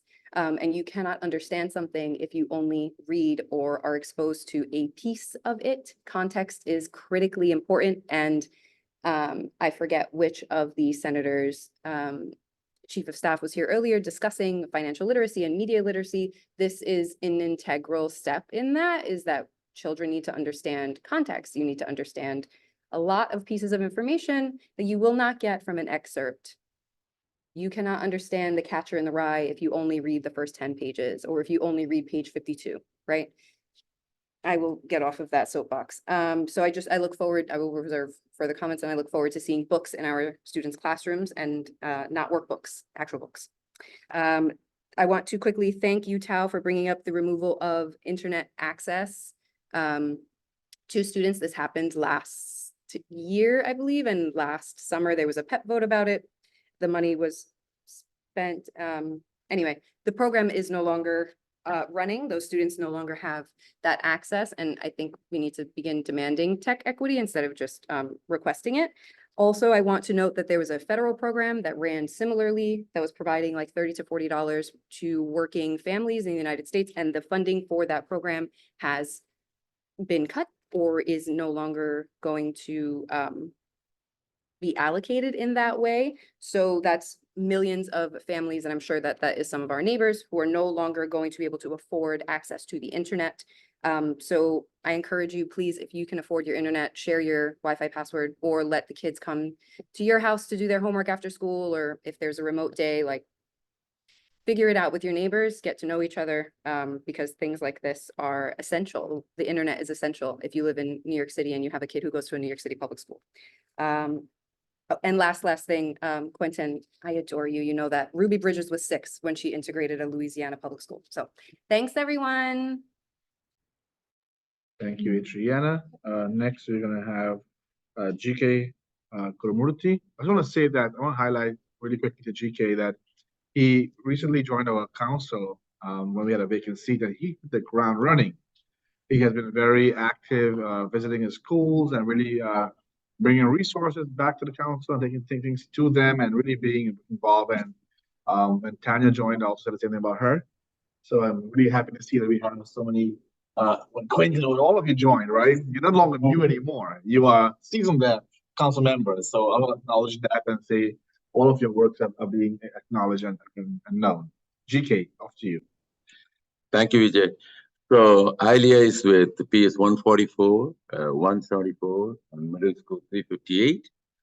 PS 144, as I mentioned last time, they inaugurated the refurbished library, renovated library. This week is chock full of family and professional activities for them. They had professional jugglers, Chinese jugglers yesterday. Tomorrow they're doing career day. The day after they're doing a carnival, family carnival day with the state senator. PS 174 has been in the midst of recruiting a parent coordinator. I participated in that recruitment process. I think they are in the more final stages of that, at least in the final steps. They have been doing lots of fundraisers, they tell me. The parent association there is very engaged. The president of the parent association, I see him all the time that I go. And they are also doing college and career spirit day this month, along with, as Simone mentioned, lots of teachers appreciation events. A middle school 358, and 8 of their graduates, seniors, are going to be joining those specialized schools that we know, about 8 or 10 of them, through that specialized test. Congratulations to all of them. On April 17th, the MS 358 hosted the National Conference of the Magnet Schools of America. And the school not only was the host, of course, they were active in presentation and conversation. On May 24th, they're hosting an annual walkathon in partnership with St. Mary's Kids. Thank you. Have a great night. Great work. Next, we have last place, Tanya Wynn. Hello. It's always hard to go last, and it's a long evening, so thanks for hanging in there, everybody. My name is Tanya Wendt. I'm the liaison for MS-287, which is Emerson, MS-332, which is the Magnet School of Leadership and Exploration, and PS-220. I visited Emerson early in April on a Saturday when they had their annual Stress Buster event, which kind of kicked off in the morning with a breakfast for students and families. Visitors were encouraged to play board games and card games as they ate and kind of spoke to one another and got comfortable. The administration addressed the group and thanked them for coming. and got the opportunity to connect with them in person. It was nice to see that they had a translator there to make sure that the Spanish-speaking families were included and connected as well. And then families and the kids were invited to join in either yoga or painting sessions. And it was a really nice opportunity for the administration and teachers to connect with families and allow students to de-stress before the state exams. The event was really well attended, and I even got a chance to meet Principal Lau's son. It's adorable. He was there. It was great. And I got to speak, we got to speak a little bit about, how middle school administrators have a unique challenge of connecting with families when they only have kids in their building for 3 years. You're in, you're out, right? So it's kind of harder sometimes to get everybody connected and engaged. So the in-person event was really key to making, connection happen. Principal Lau also alerted me today of construction near the Richard Grossley campus for an auto service center at the location that used to be Metropolitan Lumberyard on Merrick Boulevard. The administration has concerns, of course, about the service center and how it's going to impact traffic around the school and the safety during arrival and dismissal, which was already a concern of the school in the front main entrance. They'd already requested potential speed bumps, and that kind of got shot down. And then they were looking to, and still are looking to, maybe have a one-way street kind of to reduce traffic. So Principal Lau's already reached out to the D72 council member, Natasha Williams's office, and provided kind of them a proof of what's actually happening, and the construction is underway. So I'm hoping that they can assist and address the concerns, because all of our kids deserve a safe place to learn. I think Vic is on the call, so I'm not sure if he was included in some of the communications as well, but just something, kind of concerning that we want to make sure gets addressed. I attended PS220's SLT last month, virtually, but still attended. And earlier that afternoon, they had a solar eclipse watch party, which I'm sure a lot of your kids participated in. It seems like a long time ago now, but it was just last month that happened. And then also during their meeting, of course, they spoke about CEP goals, and there was a really robust discussion about the school mission and the vision. And I've said it in the past, but I'm going to reiterate it again. Their SLT, probably very similar to PS175. It's just like they're putting in the work. They're taking the time. They're really getting to deep discussions, and they aren't really leaving anything behind. Big shout out to Principal Pizarro and Mrs. Torres, who is the parent coordinator there. The school has so much going on. In April alone, they had parent workshops with the school nurse on healthy habits. The school has a green team, and they were meeting up after school and on Saturdays to create flyers and melt crayons and clean up the garden, plant flowers. Kids recently went to Thomas Edison High School for a Minecraft competition. One day they had a butterfly release in the schoolyard. They had a workshop for parents and guardians on planning for college savings. They had a Title I event in which an organization called Bricks for Kids came to the school to kind of help parents and guardians better understand different ways that you can use STEM. They offered many activities over the spring break for families that didn't go. They kind of had staycation outings. They went to Pier 25 and 26. They went to the Oculus. They went to Battery Park. They went to the 9/11 Memorial Museum. They went to the New York City Transit Museum and the National Museum of the American Indian. And there was also an E&L family trip to the Queen's Theater, where they watched a performance of Pinocchio. I don't know how they do it all. That was all just in April. So they're just busy. I don't know. I don't know how they do it. Give those people a raise. I don't know. And then I also visited the Magnet School of Leadership and Exploration and got to meet in person with Principal Katam Brown. The school has roughly 300, maybe 350 6th and 8th graders. And it's growing because it's a sought after school. It's co-located with 2 other schools, Catherine and Count Basie 72, and then P993, which is at 72. Principal Count Brown gave me a tour of her school's floor, which was painted this deep purple color, which kind of gave it the feeling of royalty. It was really clear that she knows her students very well as we walked around the halls and spoke with them. I noticed that the teachers represented the student body, which was really nice to see, because oftentimes people who look like me are leading the class when the students really need to see a variety of teachers and role models. So that was really nice. Scholars wearing uniforms, attendance there is good, and it's on par with the city's attendance, which Dr. Blake spoke a little bit about earlier. And there's really this expectation of high academic rigor there. The school has 2 science labs, and scholars can take Regents exams in algebra and science. They had this wall with a painting of like high schools where some of the scholars have gone to, kind of inspire the other students to aim high, which I thought was pretty cool.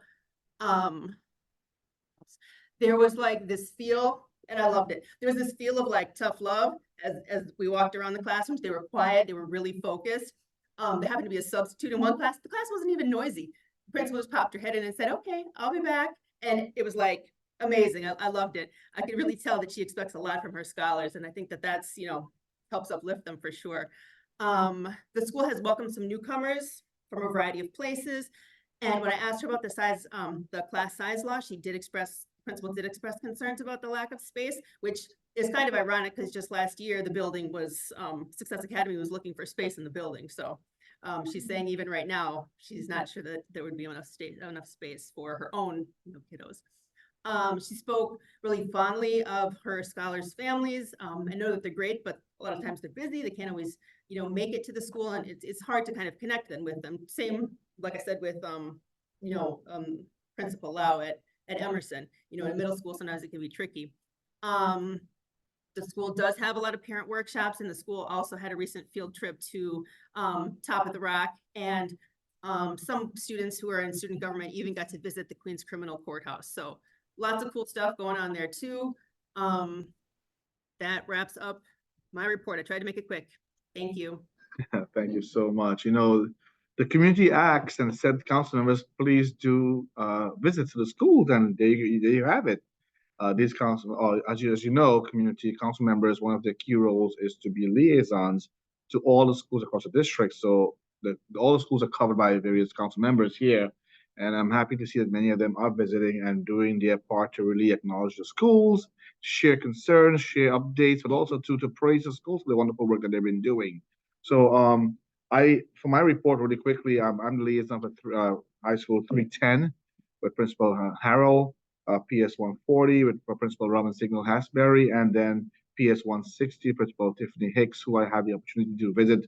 Well, I'm going to see her school 160 on Friday, but I also visited 310 and 140, and both schools are doing amazing work to make sure their students are thriving on all levels. But one thing that I really admire about both schools are these huge murals that they have painted on the hallways of the school. Some of them done by students themselves to really create a culture of art and tradition. And every month it's being changed to reflect the different things that's being highlighted throughout the school.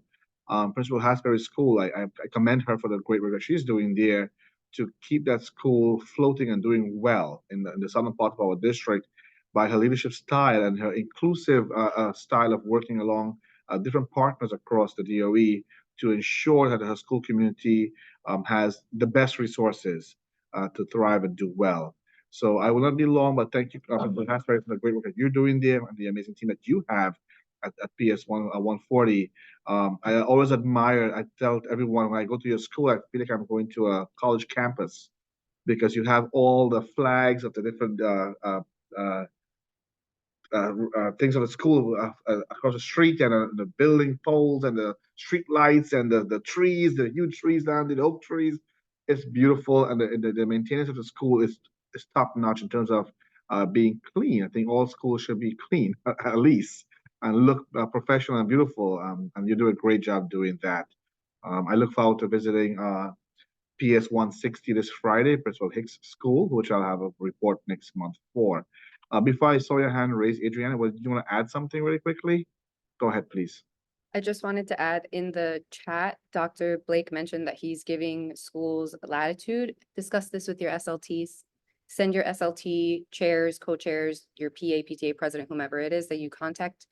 Send them a question about this, ask them how it's going to be rolled out, when are they getting physical materials. You can ask your schools, like start there before you escalate to Dr. Blake's office. They're going to get like 600 emails. Your principal may get like 800. That's all. Thank you. Thank you, Adriana. Next, we are Nuran. Was there something else you wanted to mention, Nuran?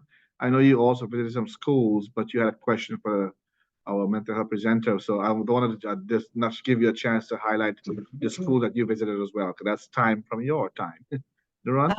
I actually scheduled to visit 121 principal Petrella. Trolley. Yeah, I didn't want to say it wrong. Forgive me, but I will be visiting soon. And then I'm also I visited one of the other school, PS50, but I'm also planning to visit that school again. And that's like, I have been busy last month with some of my own personal work too.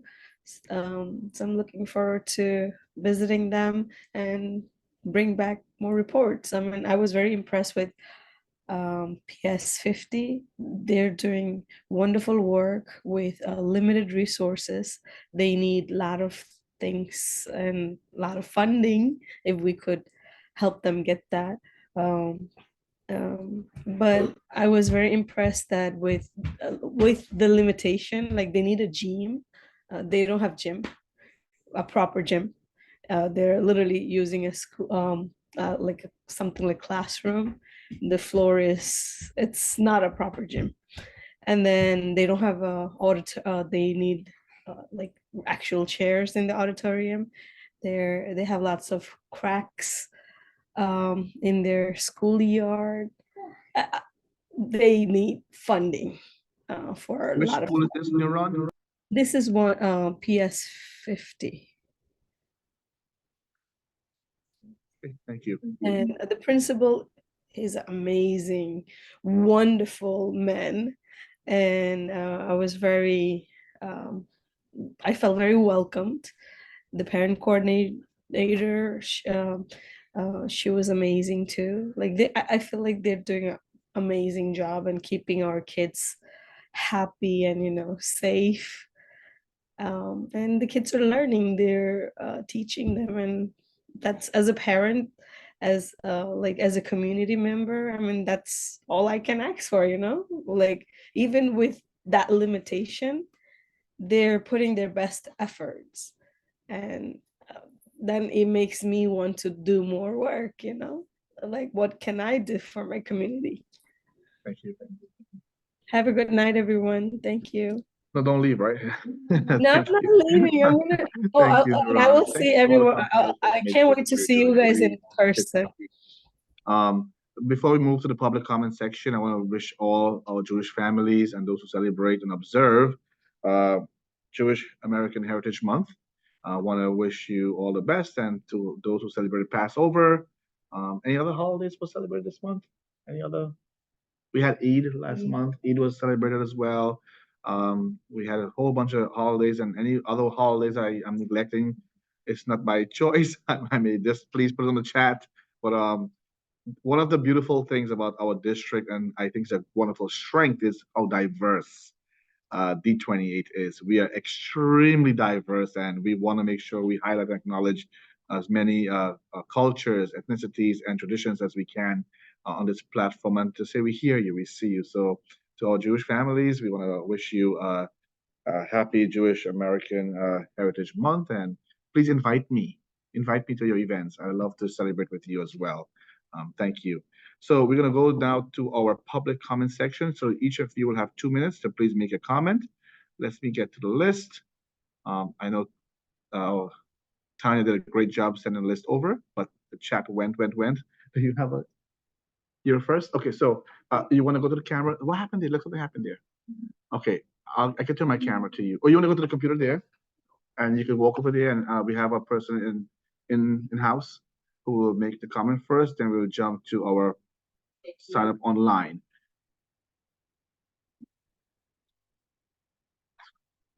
This one, right? Okay. I'll tell you when. Go ahead. Well, you can start. Go ahead. Hold on. We have to unmute you there, though, I think. That's okay. We can see you here. It's just not for the screen for everyone. There it is. And Dorinda, do we want to unmute her? The computer there? Thank you. All right, thank you for this time in speaking. My name is Trina Mitchell. I'm a member of CEC29 and work very close by, so I'm glad I was able to pop in and be with you live and in person.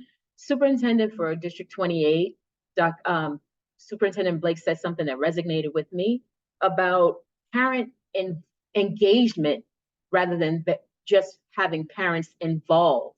So I wanted to say to, before I bow out gracefully and have to run home to attend to my youngest, I just wanted to say to the CEC28 that I'm just incredibly impressed with you all, listening to you all, the way that you've engaged. You are clearly engaged, not just involved. There is a difference, and just listening to you render your reports with such heartfelt, you're all the way in, you're all the way vested, you care, you can feel your hearts, and you know that you don't just, so I'm just impressed at not just what you reported, but how you can definitely feel that you're all the way in. So definitely, Superintendent Blake, you're lucky because your CEC is engaged, not just involved.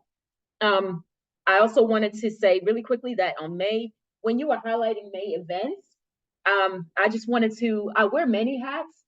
Besides the CEC hat and Supreme Court, I wanted to lift up, I'm a trustee for being inducted into a family I wish nobody had to be a part of, but I'm proud that I am the sister of an NYPD detective, Shantae Neal Baker, who died line of duty August 14th of 2021. And there's an organization that I'm a trustee now, a part of, called COPS, Concerns of Police Survivors. Every May, there is Police Week. It happens in Washington, D.C., where we honor our fallen officers from every division, not for any officer that you can think of that serves around our nation in a uniform, whether it be Rangers and sheriffs and police departments. May 11th through May 17th is National Police Week, where we go to Washington, D.C., and our president addresses family members of all the fallen officers merge onto DC, and Secret Service are our escorts, and they help the families there.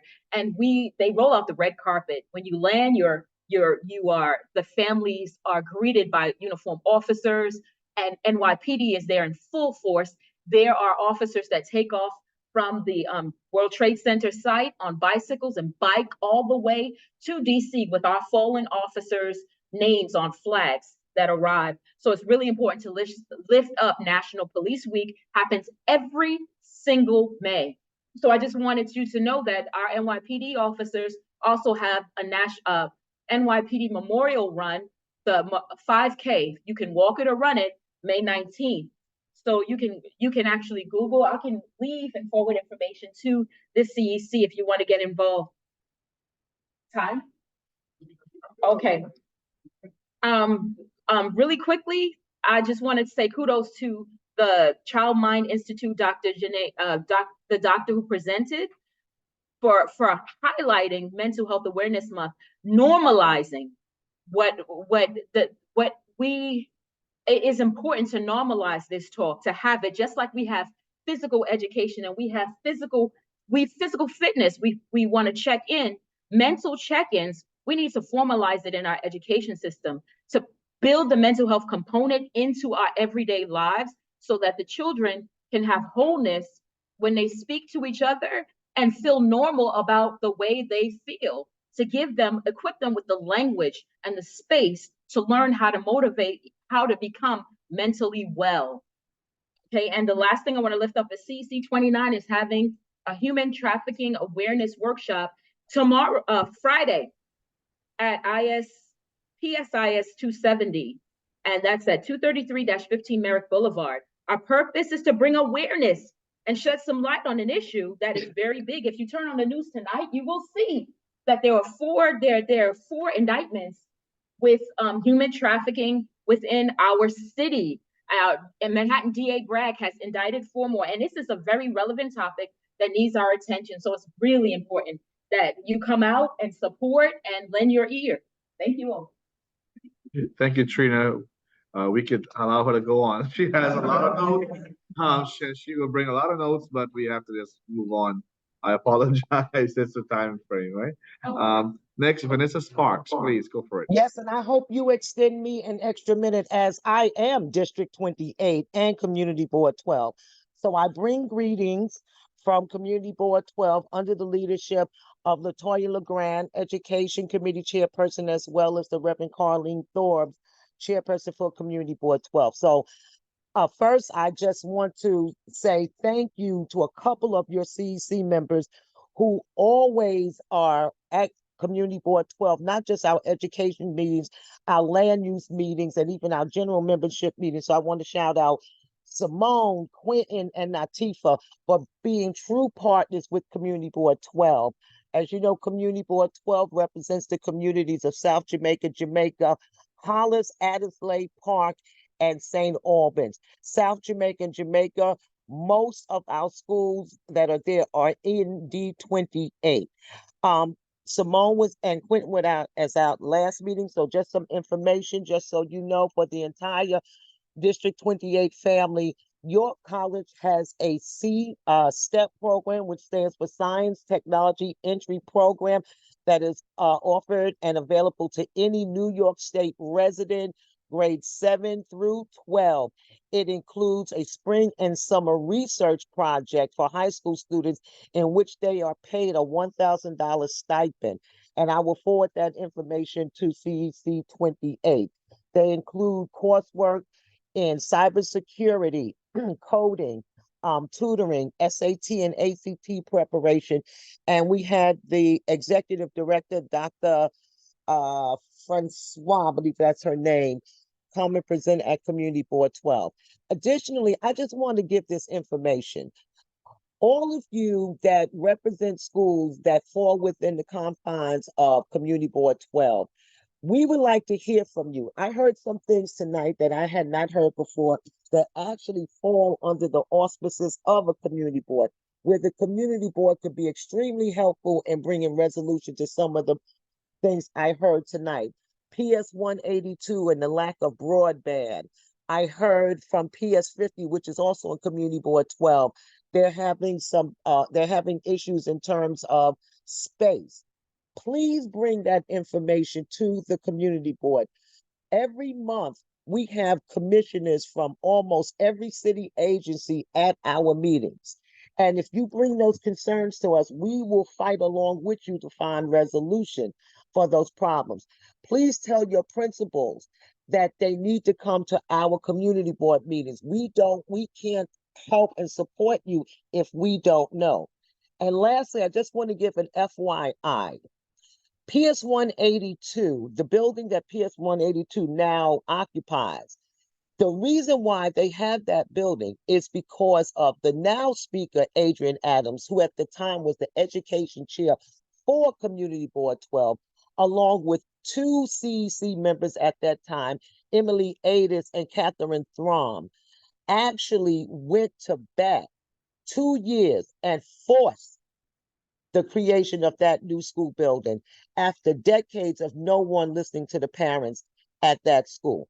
So when we all work together and you bring issues to us, we can then help find resolutions for many of those problems. So, and one last thing, President VJ, the breakfast. Wait a minute, the breakfast. I hope you extend an invitation to our education chair and or chair to attend that breakfast, as well as Speaker Adams, Assemblywoman Cook, and Senator James Sanders, because those are the three representatives, City Council, State Assembly, and State Senate, that represents the majority of the schools that are in the southern end of District 28. Thank you. Thank you, and we have that covered. Thank you so much, Vanessa, for always showing up and bringing the heat. Thank you. We appreciate it. Thank you. Next, we have a Jelani, right? Jelani? Jelani, I actually to unmute. Hi. There you are. Oh, sorry. Hi. I'm currently on a bus now, so I hope that you guys can hear me.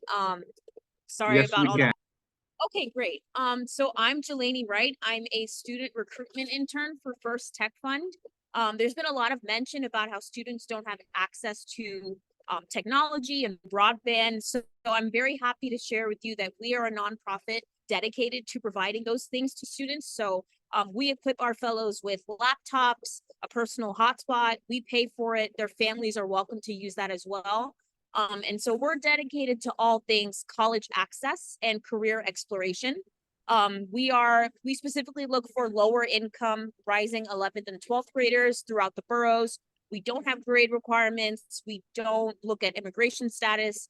We're just here to uplift those ambitious students who need some support in terms of the social capital when it comes to applying for college and exploring careers, what it means to network, what kind of steps you need to take in high school to land yourself in a career. We provide them with free mentorship. We do career panels. And so that's just part of our programming.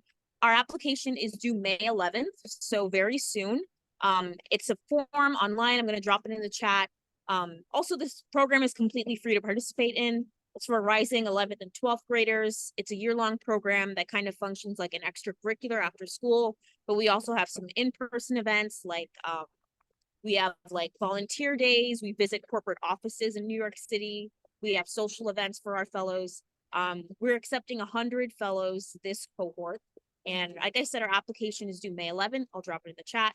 It's an online basic demographic questions and then some short answer on how students think they can benefit from our programming.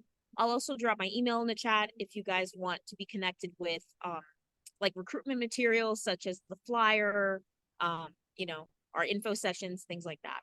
I think that's all I have to say. I'll keep it brief.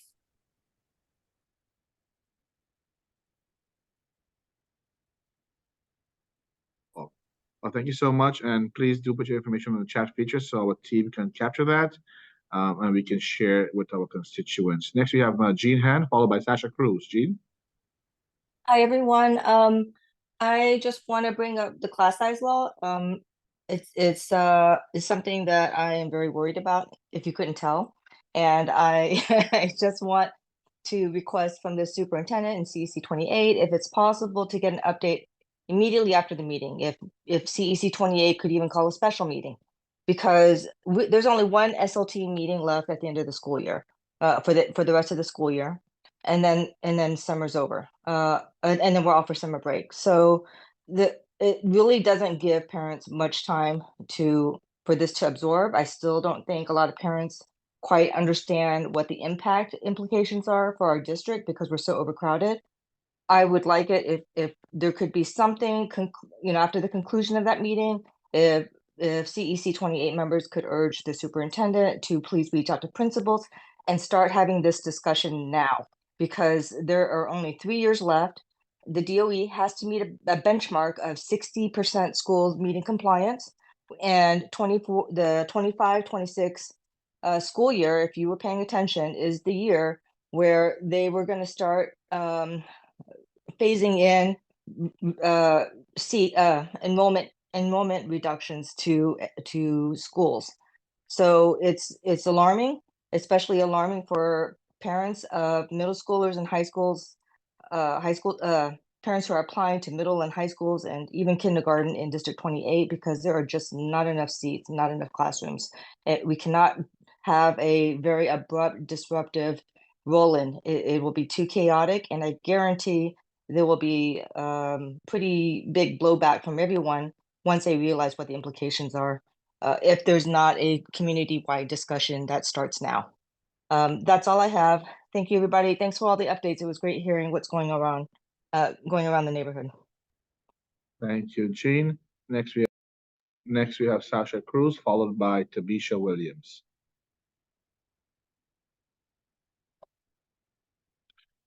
Sasha, I asked you to, there you go. Hi there, sorry. Hi, everyone. So as a concerned member of the community, I feel compelled to address pressing issues that come to my attention regarding the reporting of school safety incidents. In light of alarming increased violence and safety concerns within our school, it's imperative that we hold the highest standards of transparency and accountability in in documenting and addressing these incidents. Sorry. I don't feel that enough reporting goes into the ORs. The number of incidents reported in our school are at a all-time low. And I know that from a respect for all, there is an established protocol that does have to take place. However, it's essential that there's proper follow-up from administration.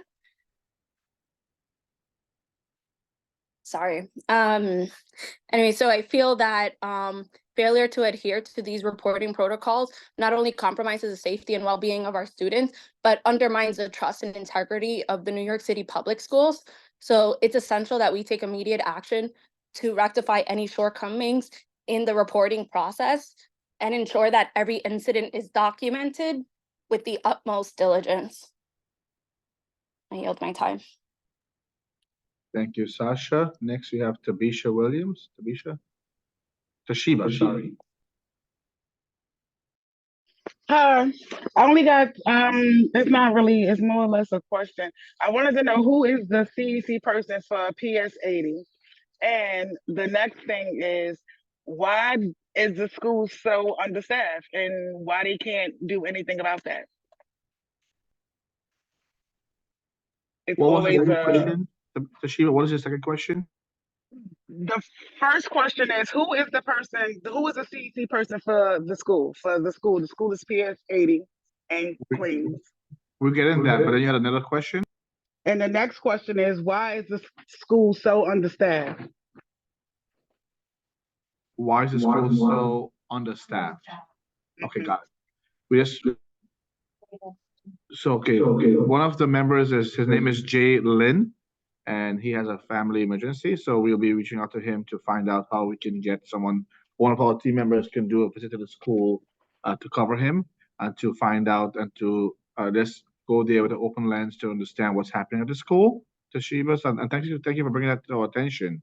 And you think it's very understaffed. So we will take that lens and go there to visit the school to find out more before we can give a feedback or comment about that school. Is that fair?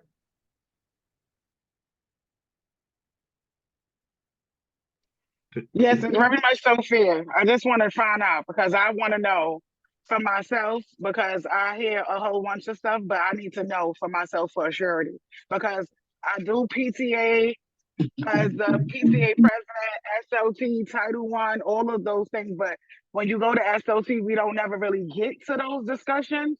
So I need to know from another standpoint, what's the discussion? What's going on?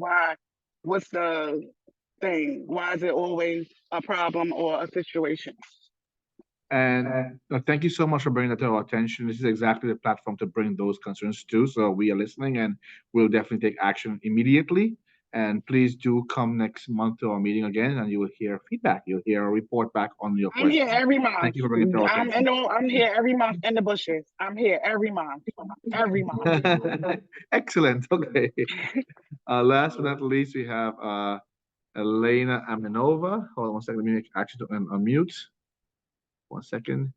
There it is. Go ahead, Elena. All right. Thank you, Vijay. And good evening, everyone. Good evening, members of the CEC. Definitely miss you all. And it's great to be here. I want to thank you all for an informative meeting today. Definitely great to hear all the work that you guys continue to do as a council. And I also want to thank Vijay for recognizing the significance of May as Jewish American Heritage Month. Definitely a time to celebrate the rich cultural, historical, and spiritual contributions of the Jewish community. So thank you for that. And however, amidst this celebration, it is crucial for us all here to address the recent events that have unfolded at Columbia University, NYU, right here in our state, as well as UCLA, and the rise of anti-Semitic incidents and the hostile environment created against Jewish students. It is deeply concerning and unacceptable. It is a stark reminder that bigotry and discrimination still persist, even in academic institutions. It is unfortunate. I want to assure everyone here that such occurrences will not be tolerated in our schools within this district. I'm sure you guys all agree. Our educational institutions must be safe havens where diversity is embraced and every student feels valued and respected, regardless of their background. What is happening is astonishing and extremely disheartening to the students of these institutions, as well as all of us watching around the world. As a community, we must stand together against hate in all its forms. We must promote understanding, empathy, and inclusivity. It is through education, open dialogue, and fostering a culture of acceptance that we can combat prejudice and build a brighter future for our children. I truly mean that. Now, I do have two questions today. My first is to the leadership team of District 28 and the DOE. Is what is being done at our schools this month in particular, considering that it is the Jewish American Heritage Month, to educate our students about Jewish heritage. And I want to ask to use this Jewish Heritage Month not only to celebrate, but also to reaffirm our commitment to a community which is a home to many Jewish families within District 28, where all cultures, religions, and identities are cherished and protected. And my second question is that I put in the chat but didn't get an answer out to is when will the results for the 3K admission will be known within our district? As it does say results expected in May, but it doesn't say when in May. So it would be good to know, as I have a 3-year-old going into the district this year. Thank you so much. Actually turn on my camera. You were pregnant when you were here, so 3 years already. Wow. I was 4 years on the CEC, you and look she's amazing. turning. You still look like 3 years younger. Amazing. Thank you. Thanks, Awesome stuff. Good stuff. So there were two questions you had. One was about what is being done in the schools to educate about the Jewish American experience, and the other question is about when will we get results for the 3K. Does anyone from the district office have any answers to those two questions? Please appreciate a response, or if you want to get back to Elena, we can do that as well. You can just voice that.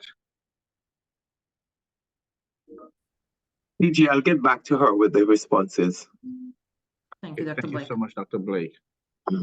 So, Elena, I'm if sorry, you don't VJ, I was mind, trying to you can unmute email myself. us and oh, Sonia, go ahead.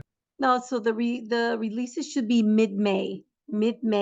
So once if we have something before then, I'll share it with the CEC. We'll also put it in our website, but they're telling us mid-May. Mid-May, Thank she's you. going to go to school. Look at that already. Oh my God. Okay, that's incredible. During the pandemic, maybe, right? That's what happened. Thank you, Elena, and also to like Dr. Blake will. Elena, can you email me the question about this first question? I can follow to Dr. Blake to get a response about what you asked about. Thank you, Dr. Blake, for responding. So the time now is 8:54 p.m., which means we are going to adjourn our business meeting.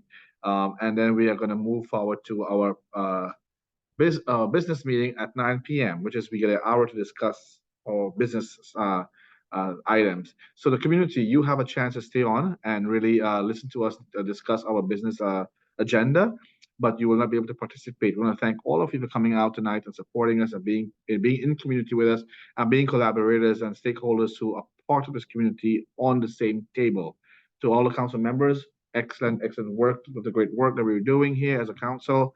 To all those who are in person or virtual, we are one team and we are here to serve you. Thank you so much. Please, we are going to ask you all if you want to unmute. You can unmute and you can say good night, say hi, goodbye. You have the will to do so at this point. Go ahead. Can you please pause the recording? Good night, everyone. So the time now is 9:03 p.m. and today is, please put the recording on. Oh, recording is back on. Very well. The time now is 9:03 p.m. Today is Thursday, May 3rd, 2024. May 2nd. May 2nd, 2024. And this is our business meeting for the month of May. Thank you all for being here. So I'll do a quick roll call. Please just say, yes, I am here. Can we please make the chat unusable and the reaction tab disable it, please? So for all those who are listening in who are not council members, thank you for being on. But just remember, this is a meeting where the council members deliberate and you are more than welcome to listen in. So, President Ramjan, I am here. First, Vice President Lu Zhao. Here. Second Vice President Nuran Swapna. Here. Recording Secretary Natifa Lewis. She is here and not here. So she was excused, but she was here. So I would think we should put her as here. Yeah, she's remotely attending. Treasurer Utah Chen. Here. Jay Lynn is excused. Julissa. Here. Quentin Mezitin. Here. Simone Dornbach. Here. Adriana Lecier. Adriana. Thank you. G.K. Kalyanamurti. Yeah. And Tanya Wendt. Here. Excellent. Thank you so much for staying back. So we're gonna push through this agenda to get through a lot of things tonight. The first thing I want to bring up is not on the agenda. I want to ask you your permission to talk about PS80. Everyone okay with that? PS80, who was brought up in the meeting. Who would like to be someone to take responsibility to assist Jalen in this process to visit that school? Please I don't mind. Quentin? VJ, I offered in the chat. I don't mind. I don't mind. We can have two VJ. people, right? We have a team. I grew up in that hood. You did? Is that a yes? Yeah, I'll team up with somebody if someone wants to go, that'd be nice. But I could go along. Any other council member wants to team up with Quentin to visit PS80? Hey, VJ. Okay, thank you. So Simone Dornbach and Quentin will go down to PS80 to do a walkthrough, understand what's happening with the staffing issues that the parent brought up. And if you could please have a report specifically on that school. What I would ask though is to collaborate with the district office.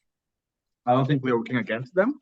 I think we're working with them in terms of how we can make sure it works. So I will ask that I'll form you an email. Dorina, can you remind me? An email with Quentin, with Simone, and the district office, letting them know what we are doing, that we're going to visit the school, and they have all welcome to also visit with us or separately as they like. Is that okay? Good plan, everyone? Yes, no? I guess she sounds good. Yes. Thank you. All right. Next thing is, can we talk about the absentee forms? Lou. Yeah, so I mean, today we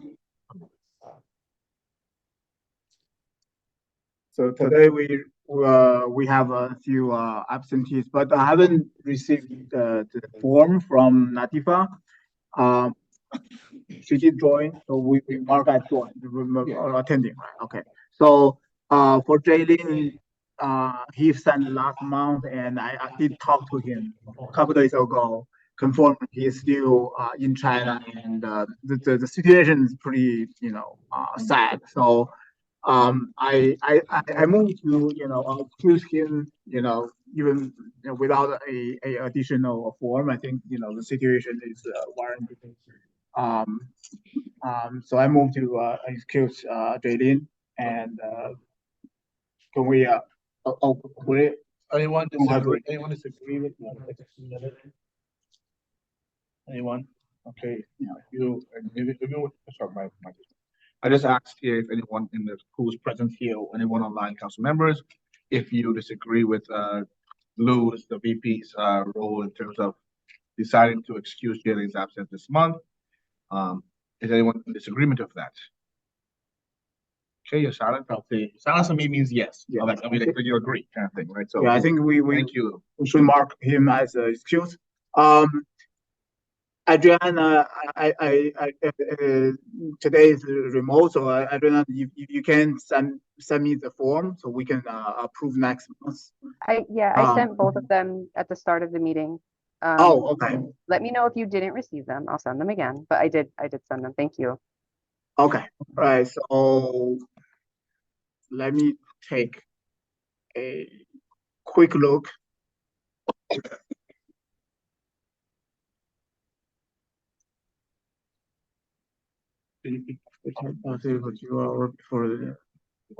So while okay. Go ahead. So yeah, so Adriana's reason is her child's provider tested positive a few hours before the meeting. That was April. Last month. That was April.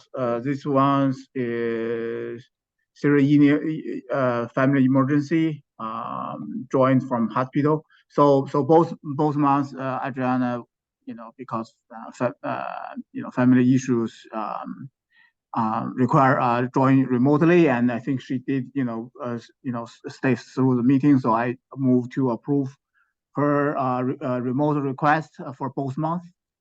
So I'm asking anyone remotely or on present here, does anyone disagree with Lou's request to have both months excused? Going once, going twice. Okay, your silence means you agree with Lou. Thank you, Lou. So we excuse Adriana for both months attending in person, and for Nuran, she did send the form. We talk about that form. She want cover multiple months for the continuous situation. So she did attending today's meeting remotely. So I moved to excuse her from attending in person this month, based on her job related emergency. Thank you, Lou. Anyone else? Has any comments or disapproval? Okay, thank you. So with that being said, I think it's approved by your decision. Okay, thank you. I just want to make sure I be fair to all the council members who do make the effort to be in person, and to those who do come remotely on a consistent basis, that we have to be we have to be fair, right? And I think when we sign up for this, we know that this is going to be an in-person situation. And we were very relaxed as a council by making accommodation for remote work, remote attendance. And I think we have been very good with that. I would request Neuron and others that to do make an attempt every now and then to do show up here when possible, if possible, and we could talk offline what that looks like, how that looks like in the future.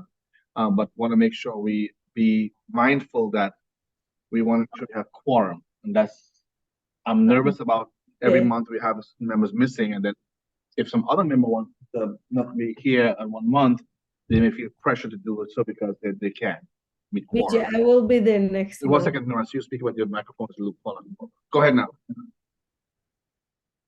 Yeah. I will be there. Oh, sorry, no.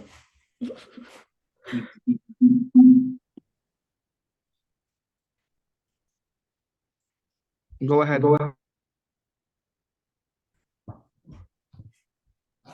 Nora, you were saying something? I said I will be there from next month. Fortunately, my situation is better, so I'm looking forward to seeing you guys. I actually like being there in person too. So I will be there from next month. But thank you everyone for allowing. Yes. Thank you so much for letting us know. And of course, we're happy to hear that the situation is, and also other council members too. Like if you feel like you need a month, honestly, like really, just let us know. But we have to make sure we have quorum, right? And then sometimes you just want to take a break 1 month, and that's to be a late night. Just let us know so we kind of be fair with each other. I think it's great to have that. Okay, so moving along with the agenda, can we do the minutes, please? Can we please share the minutes? These minutes were shared to you previously through your email box inbox, and you had the chance to review to provide comments and feedback. So at this point in time, we're just going to be moving to approve them. So I make a motion to approve this minutes. Anyone second? Second. Second, third, fourth, fifth. Okay, thank you so much. Okay, minutes approved. And I want to say great job to Dorinda for really keeping our minutes up to the date. And every month they're on the website. Dorinda, great work. Thank you so much. Yay.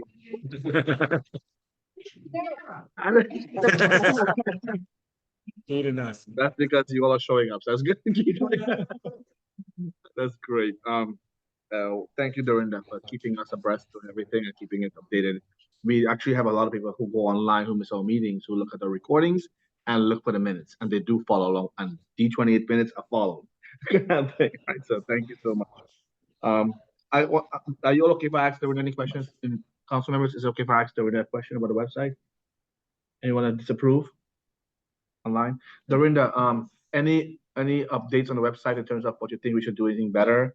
Any suggestions on what we should do? I know we had added a separate page for D75, which was a big push I wanted to make sure we have this year since Quentin joined, to really have a space dedicated to D75 on our website, which is there now. So great job with that. And questions for you or comments? I welcome things to add. You want to unmute? You want to unmute there? Now. Yes. No, I was just saying I welcome Quentin to send me stuff in relate to that, so I can add them because I don't think I've received them so far. So I get on the phone with our website specialist every week, and we go over things. I forward her constantly a lot of things, and the district website, she's also the specialist. So there's multiple sharings with them and us. So whoever goes there, they find things on our website, they find things on their website. So it's like a joint effort. Thank you. I love the whole pop-up thing. That shows us what's happening on you. I really like that. Yeah. And we spend a lot of time on the website to really make sure it's relevant, vibrant, and really active. And we do have a lot of high traffic on the website too. So that's great. There's so many resources. There are a lot of resources we have on the website. And also to you, council members, if there's some improvement that can be made, please do send it to us, suggestions. We do have a team that we work on. We work really well with them. The website company, we have a good relationship with them. So please do send suggestions if you think we could enhance, make it better. We welcome feedback from your team, from all of you. I just want to add one more thing. Whatever we share, she also shares it on all the school websites. If I give her something very important or anything, whoever she manages, or whatever school she manages, she shares it on all of the school websites. I think having the D75 tab, specifically D75, is a great resource. And Quentin, I will challenge you to really make sure that you will know and what parents will need. Anything that needs to be shared, updated there, please send over. Thank you. Will do. Okay, next, we're moving along. Breakfast, yeah. Okay. By a show of hands, how many of you registered already? How many of you registered? For the breakfast. Of course. The breakfast. Everybody? Yep. Everybody good. In there, dude. Okay. Trying to eat. Great. We want to remind all of you who Adriana did, and so did the new run. Excellent. Okay. Make sure you. I know, and the Tifa did also. And how many of you have selected your +1 person already? No. So remember, this is a way of we giving you leverage, because we don't have the INS for the entire community. You need me to bring someone that you wanted. I Either of us two. No. Oh. No, I'm serious. I don't tell anyone to share it. So well, you all can discuss that offline, right? Of who you wanna, if you want to thing.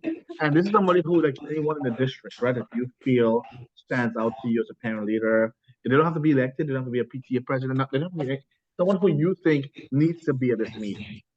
This is where you're gonna really bring someone who works for DOE. Sorry.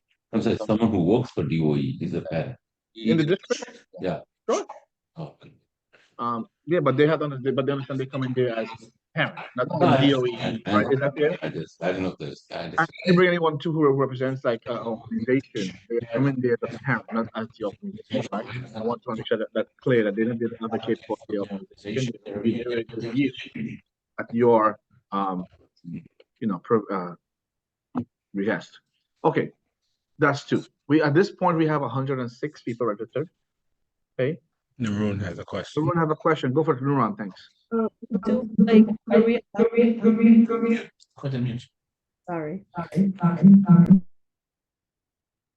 Are we allowed to bring any parent who's like, who advocates a lot in the community? Yes, that's exactly what I said. That's exactly what I said. So any parent you think that you want to bring, go for it. I also want to extend this to you. I feel like we are also attached to partners and spouses and family members.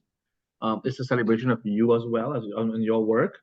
So if you want to bring a family member, just to be fair, like somebody who you feel in your family, well, you want to celebrate your work and to shine for you, please bring someone also. So please do go ahead and register that one person in your family also. There's 2 that you can bring. But somebody to say, "Yay, go, Lou," to be proud of your work. Did I answer your question, Iran? Yes, perfect. Thank you. And on that note, please do dress for the event. It's a nice event. Please, we'll take pictures. I mean, dress to impress. I always say, like, please come looking great. like you always do. It's us shining at this meeting. It's going to be wonderful, and we are the highlight. We are the ones who are moving this work in this district. And I wanted to share to all of you, when I started this event 2 years ago, with the first annual, we have inspired various other organizations, CCHS, various other CECs to do the same thing. So we are setting the bar, and we are setting the bar really well. And thank you for your support in doing so. Next thing I want to share as well is that I've worked very closely with the elected officials to get the borough president team to sponsor this year. Last year we had Councilman Lynn Schulman. This year the borough president office is the lead sponsor, and he will be the keynote speaker. With him as co-sponsors, we have Senator John Liu, the 11th Central District of Queens here. We have Assemblywoman Jennifer Rajkumar, I think the 38th Assembly District of New York City, Queens here, and of course, Councilman Lynn Schulman, who will be attending our meeting. The style of this meeting is not us sit here, they sit there, and there's no special seating, just so you all know. It's very informal, and it's meant intentionally to be that way people can just mingle, talk. You know, usually we have one table we all gather, but you feel free to sit where you want to sit down, but usually we have a table in one area there. Adriana has a hand up. Go for it. And maybe I'm getting my geography mixed up, but why do we have Rajkumar? I know that she's very interested in being involved in all things around the city, but does she cover any section geographically that is part of District 28, Community School District 28? So we invite all the electeds, right? We invite all the electeds in our area in Queens. We invite all of them to co-sponsor, to be part of the discussions that we have in District 28. And many of them show up. So then they want to co-sponsor or they want to be a part. So that has been historically how we have done it. Yeah. So that's that. I saw you say thumbs up, so that means I answered the question. Okay. Other things I want to talk about the breakfast. I know that Tifa sent a nice text on the chat about her part. So what do we have? We have Latifa has all of the name tags with the lanyards that she's going to use, and please give it back to her after. If you don't ask for it, it's yours. But just be nice to give it back to her, I think. I'm not sure.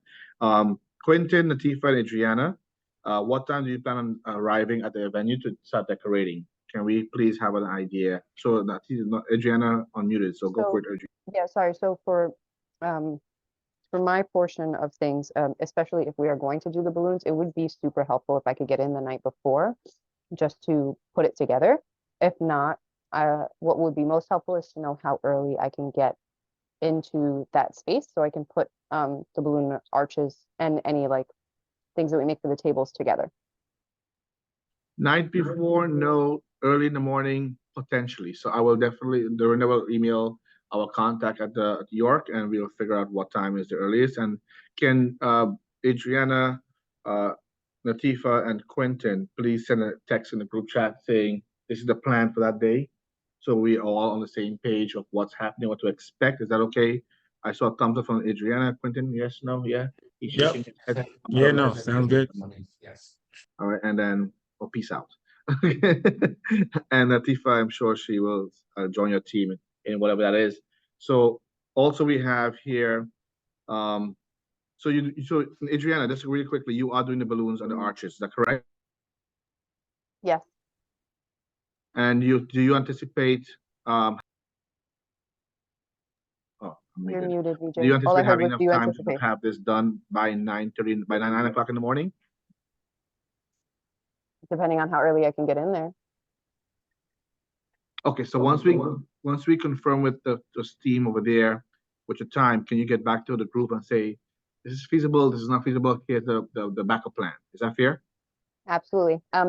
Dorinda, if possible, can you let me know if they have a C-stand? I'll send all this in the chat too, but if they have a C-stand and how many tables we are going to have?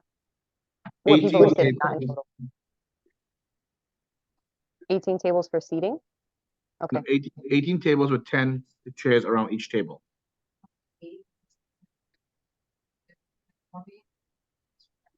but we have 18 tables. 18, 1-8. As far as I know. Right, but I'm saying in terms of tables, we have 18, right? We have 18 tables itself. That's key. They were telling me that it's impossible to get 18, so I got kind of phone our contact. And he said he would go over that with them, don't worry about it. Because that's what he told us. Yeah, exactly. So prepare for 18 tables, Adriana. 18 tables. Okay. And yeah, let's talk about that. And please feel free to hop on the phone with myself. Let me know if you want to chat more or what it looks like. I will definitely say Got it. our I'll do as budget much of it in has been advance. accounted for. So I would appreciate if you all don't. Well, it's going to be maybe next. It's impossible to get reimbursed at this point for this year budget for anything because the budget is spent for. So I would say, what are your plans in terms of budgeting for this, Adriana? Fortunately for us, I still have all of the balloons, and I think I have all of the table coverings that I ordered last year when we got smoked out from the Canadian fires. So I spent my own money on that last year because it was just easier. And the balloons are still here, so we're just gonna reclaim those for this year, and we're good to go. Okay, sounds good. So we're gonna make sure we get to see your balloons creations. Please, we'll find earliest time possible to be there. We would like to start on time, so which means like council members, we want to start exactly at 9:30. So really make sure we have maximum time. So if you're going to prepare, figure out a plan of how we're gonna stay there on time because it's gonna go really quickly. That's that. Tanya, Simone, and Lou. Can you arrive by 8:45 at least to start assisting with sign-up sheets and escorting people in? Sure. Lou said sure. Tanya and Simone? Yeah, I plan to be there earlier. Earlier? Yay, okay. You got one more recruiter here, one more person. Simone gonna be there early with you. I will try also to be there as much as I can to assist with the set up a decoration, etc. like that. But we got this, Adriana, we got this. Even if she don't get early. Trying to be there like 8:30 to 8:45. Yay, Julie's gonna be there early too, and GK just said yes to it. GK, is that correct? Yeah. Yes, good. I'm joking. No, I could do that. Yeah, I mean, yeah, I'm gonna be there like 7. Yeah, well, we ain't even counting you because you're gonna be there. You'll be there by 6. We'll join you there. Electric scooter, right? Yes. Well, that's great. So no, this is honestly, this is a team effort. It's really, really, really a team effort, and we did a great job for the past 2 years. I think with this council here, we'll do an amazing job as well with a team effort. And don't ask me, don't ask what your country can do for you. Ask what you can do for your country. Like, same thing for the CEC breakfast. Don't ask what I can do for you. Just ask me what you can do for the breakfast, please. That would be great and helpful. Okay, moving along. Cleanup crew. So we're not sweeping and mopping. What we do, and as a courtesy for the space, is at the end of the event, we just walk around and pick up, like, a table that has cups and plates, whatever it is, and we just walk around and just put them in a container.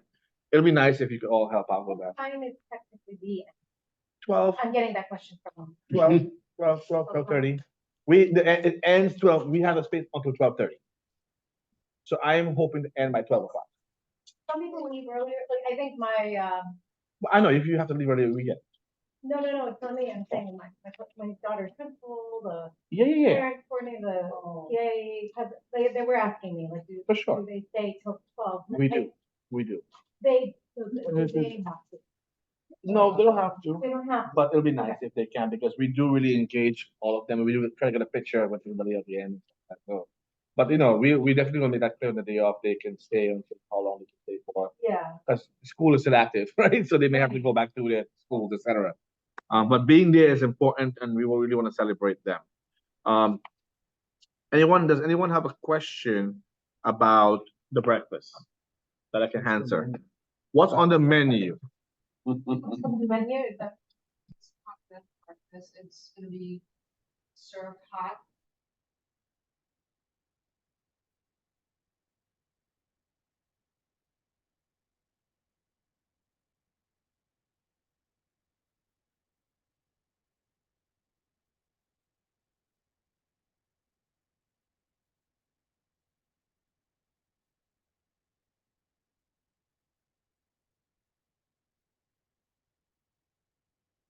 Hospitality industry, continental breakfast means just pastry, bread.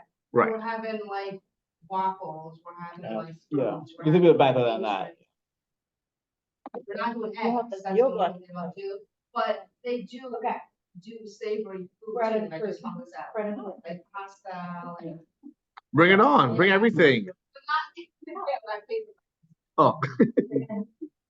Quiche will be nice. Yeah. They have that little quiche thing. They're so, you know, the guy's like, don't worry about it, you guys. Tell them that. Can you tell them that council members would like to have quiche? Is that quiche? The one number one I asked? Quiche. Like a little more. I agree. Like little spinach and olives and stuff. Yeah, just set your expectation low and be surprised. Yeah, right. Yeah. Besides the breakfast, Karina was explaining to Quentin and I kind of how it works and what's gonna happen there, which I think is more, now maybe not, almost as interesting as the breakfast. Well, on you can say so the members they I was just saying that prior to the meeting starting, Dorinda and Quentin and I were all speaking a little bit about the breakfast because we are newbies, and we were kind of discussing like what actually happens at this breakfast and the importance of it, because, you know, we're having our little chat, you've got to come, and I'm like, wait, what exactly is it? I've never been. I thought it's just a nice breakfast with some people, but that's not what it is, right? It's us trying to advocate for our schools and get money out of like whoever's got some funding and money. So I didn't really realize that's what we're doing there. So yeah, good to know. I'll add this really quickly. So we are breaking bread, but we're not breaking bread. This is not a breaking bread event. We are having food as a nice way to say thank you for coming, as a being nice about that. But we are really trying to let the elected officials know, because a lot of times the principals don't know who should they ask for money, who should they go to ask for laptops and Wi-Fi and broadband. They don't know. So we want to make sure that what happens is the district office, I spoke to Dr. Blake and his team, they're going to get two principals to highlight the district priorities educationally, what they want. So the last principal was on fire. It was good. It was really good. Right. So they're gonna have two new ones this year too. So I trust Dr. Blake team to choose who they want, and they will speak on behalf of the district. Rob show is pretty much Dr. Blake, myself, right? I chair the show, the show event. Dr. Blake comes on, then we'll have we talk with the district team. Of course, I had you all here, amazing people, and then we we gave all the elected officials. First, the two principals who will highlight the district priorities will speak directly to the elected officials who are there, right? And then also too, I speak about the parent coordinators. I speak about the PTA parents and leaders. Now, I welcome this. I welcome if one of you want to do a one-pager to speak about and write up something about thank you to the parent coordinators. Anybody wants to volunteer? What do you have to do? Write a one-pager, send it to me. You can proofread it. Just make sure we're on the same page about it. What To say thank you to the parent coordinators. I do it every year, but I can share that responsibility. Thank you, a one-page expressing gratitude. I'm happy to do it. You have something? No. So I can. But one page seems to be a long. GK, I can work with you on one that. page double spaced. I On the can phone. come up with something. Adriana, is that GK, something GK, I can help with that, or we can do that together, GK. No, go ahead, Adriana. I was saying that we can do that together, GK, if you're interested. Send it to you. Okay, so that's great. So Adriana and GK will be the two people to thank, acknowledge, Can you guys hear me? and Hello? encourage the parent coordinators. And I want to say this too: parent coordinator is a key person with the CEC because they're the ones that send our notices out to the community. They're the bridge, the parents that we represent, and the parent body. So that's the thing. So let's use that and think of that. What about PTA members? Which two of you One more. wants to talk about One more thing. Oh, go ahead. Since it's the third year doing this, but the first year that D75 is getting recognized, could I kind of just introduce and welcome them to coming to the breakfast that they were never invited to? Done. In a nice way, of course. But we know it's not gonna be long, right? It's gonna be they're coming, right? Yeah, they already started registering. So Quentin gonna do the D75 piece. GK, Adriana will do the PT piece. Who wants to do the PTA piece? Two people want to do that. And again, just a draft, something about Work on it with someone. yay. 1, 2. Wonderful. Utah and GK and GK. Utah and Julie. GK is this side. So you both will draft something sent to me, please. Let me just review this, okay? Sorry? No, I'm just kidding. No, no. Listen, one paragraph is fine. I'm okay with that. Again, parent. So we realize also too a key stakeholder is the parent coordinator, is the PTAs. By Wednesday. Yeah, that's fine.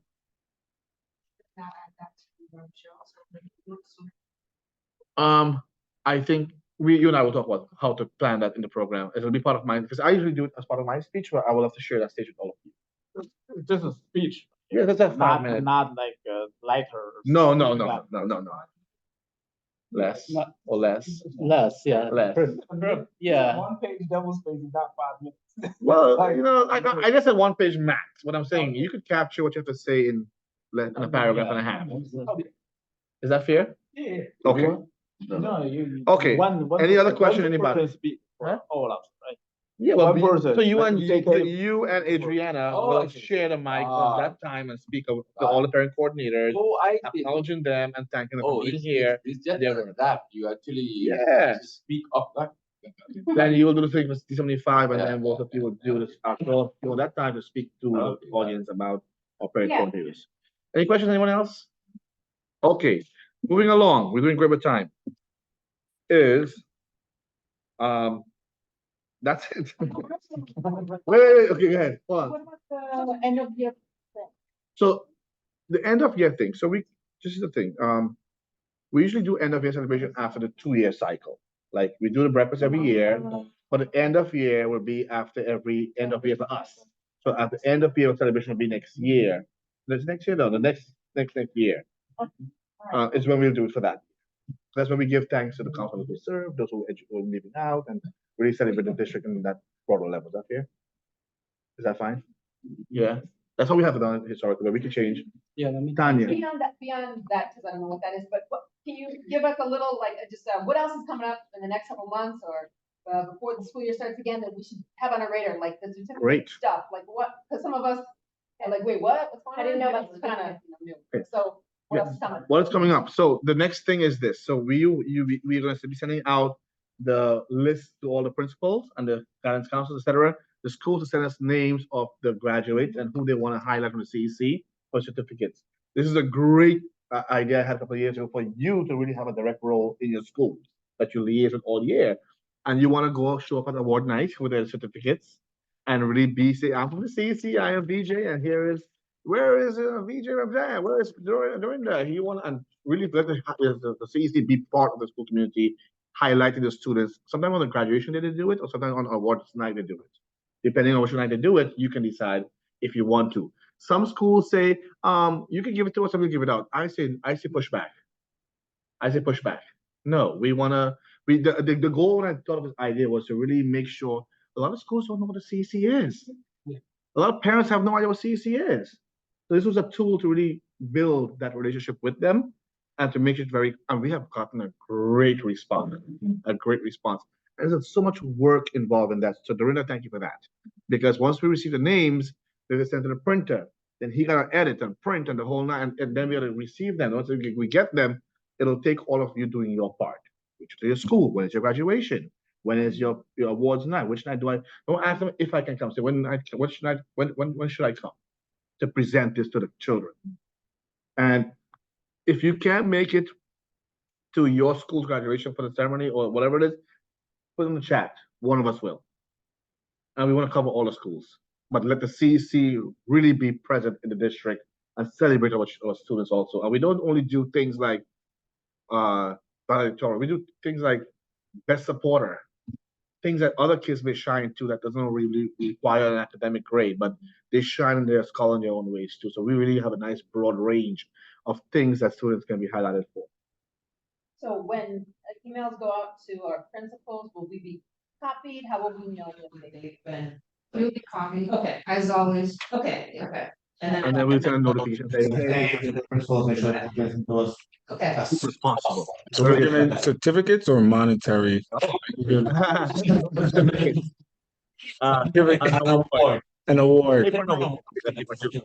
Frame? No, it's not a frame. It's a nice paper, like hard paper, that they can print on the wall.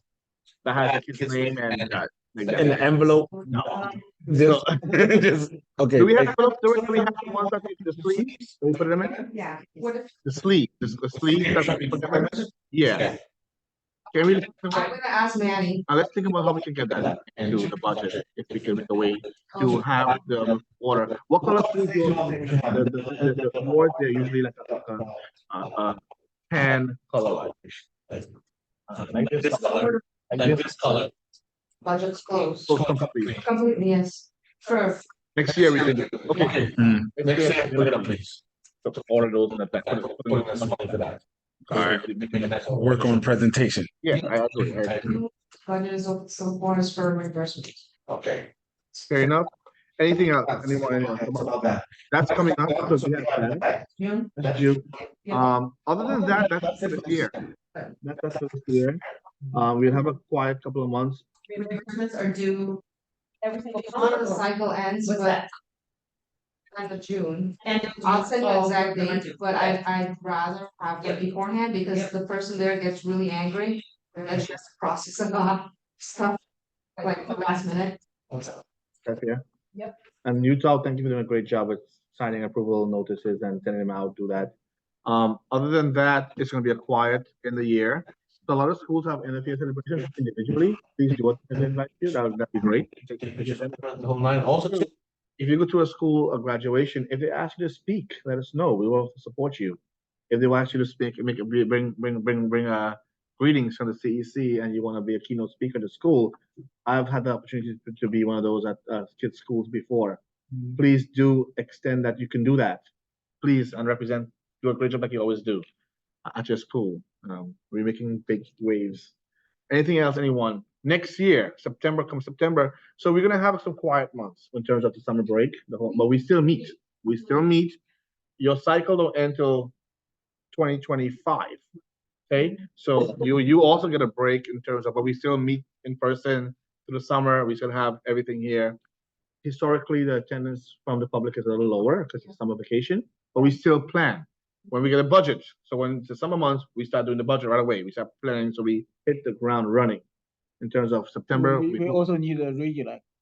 We have to re-elect the executive board members of the council, executive leadership president, first vice, second vice, treasurer, secretary of the council. So that's July. First meeting. The first meeting of the year. Let's look at that right now. So where they change the date. Yeah. Like 10. You travel to you. Yeah. But you could join virtually.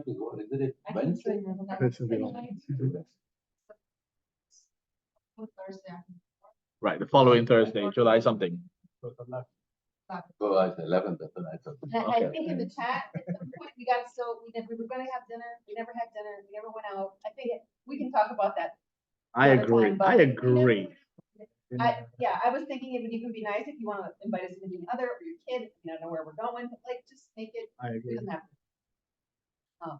Yeah. Yeah, no kids. So keep that in mind.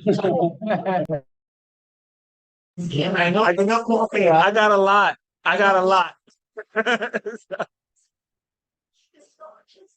I can't pick one. I can't pick one. Right. Last time Nativa bring the twins. Okay. Who wants to plan that with me? Who wants to be? Tanya, you and I to plan that? Tanya, can you and I plan that? Yeah. Okay, so Tanya and I will work on the location, a place, a date, time for our celebration. All right. I want to give voice to online team. Adriana and Neuron, anything you want to add? Anything you missed that you did not hear? Because there's probably a bunch of rumbling you hear here. But anything you want to add or questions? Neuron or Adriana? Quick question / request. Can we make sure that we have at least one copy of the agenda for the breakfast on every single table? I think we had some last year, but if we could have one like in a frame or like in a plastic thing so that it doesn't like get taken off the table to another table and no one knows what's coming next, that would be super helpful. That's all. Thank you. An agenda. So I don't know. The thing is, so here's my only concern with that. It changes on the day off. people don't show up and then they send a representative instead of them being there. Can we have like a work So agenda, like I approximate? can, what we have done in the past is share the agenda with all the council members. Like, so we are aware of what's happening. And, but I see your point as well, Adriana, in terms of transparency for the community to know. But I worry about having to explain, but you had him, you had her, you had them, you had they, and they're not here. What are your thoughts, Adriana? What if we don't put specifics and we just do like the chunks of time with like what you could expect, like speakers, right? Or speakers from B28 or speakers like principal speakers. We don't have to list who, but if there's a parent coordinator who's like, I have to get back. Oh, but the principal speech is next. Okay, I can leave right after this and I won't be late. It's like, I think that might be helpful. Okay, so I can draft something, share with you, all of you, and we can see, like, I can truncate I can put sections of like what's happening, because we do have surprise visits from people who like, sometimes this really important person might show up and like, oh, okay, it changed the whole thing. But I'll give like a general idea and we can put it on the table, I guess.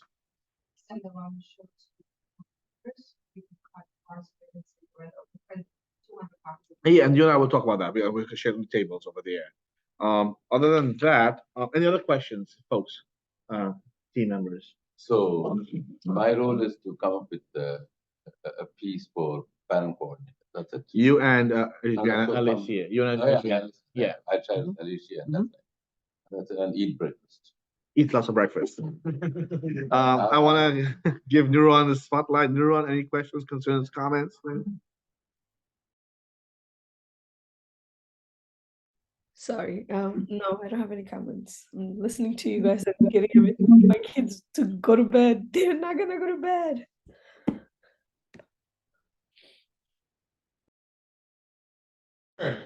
Yes. Good night. Thank you so much. That's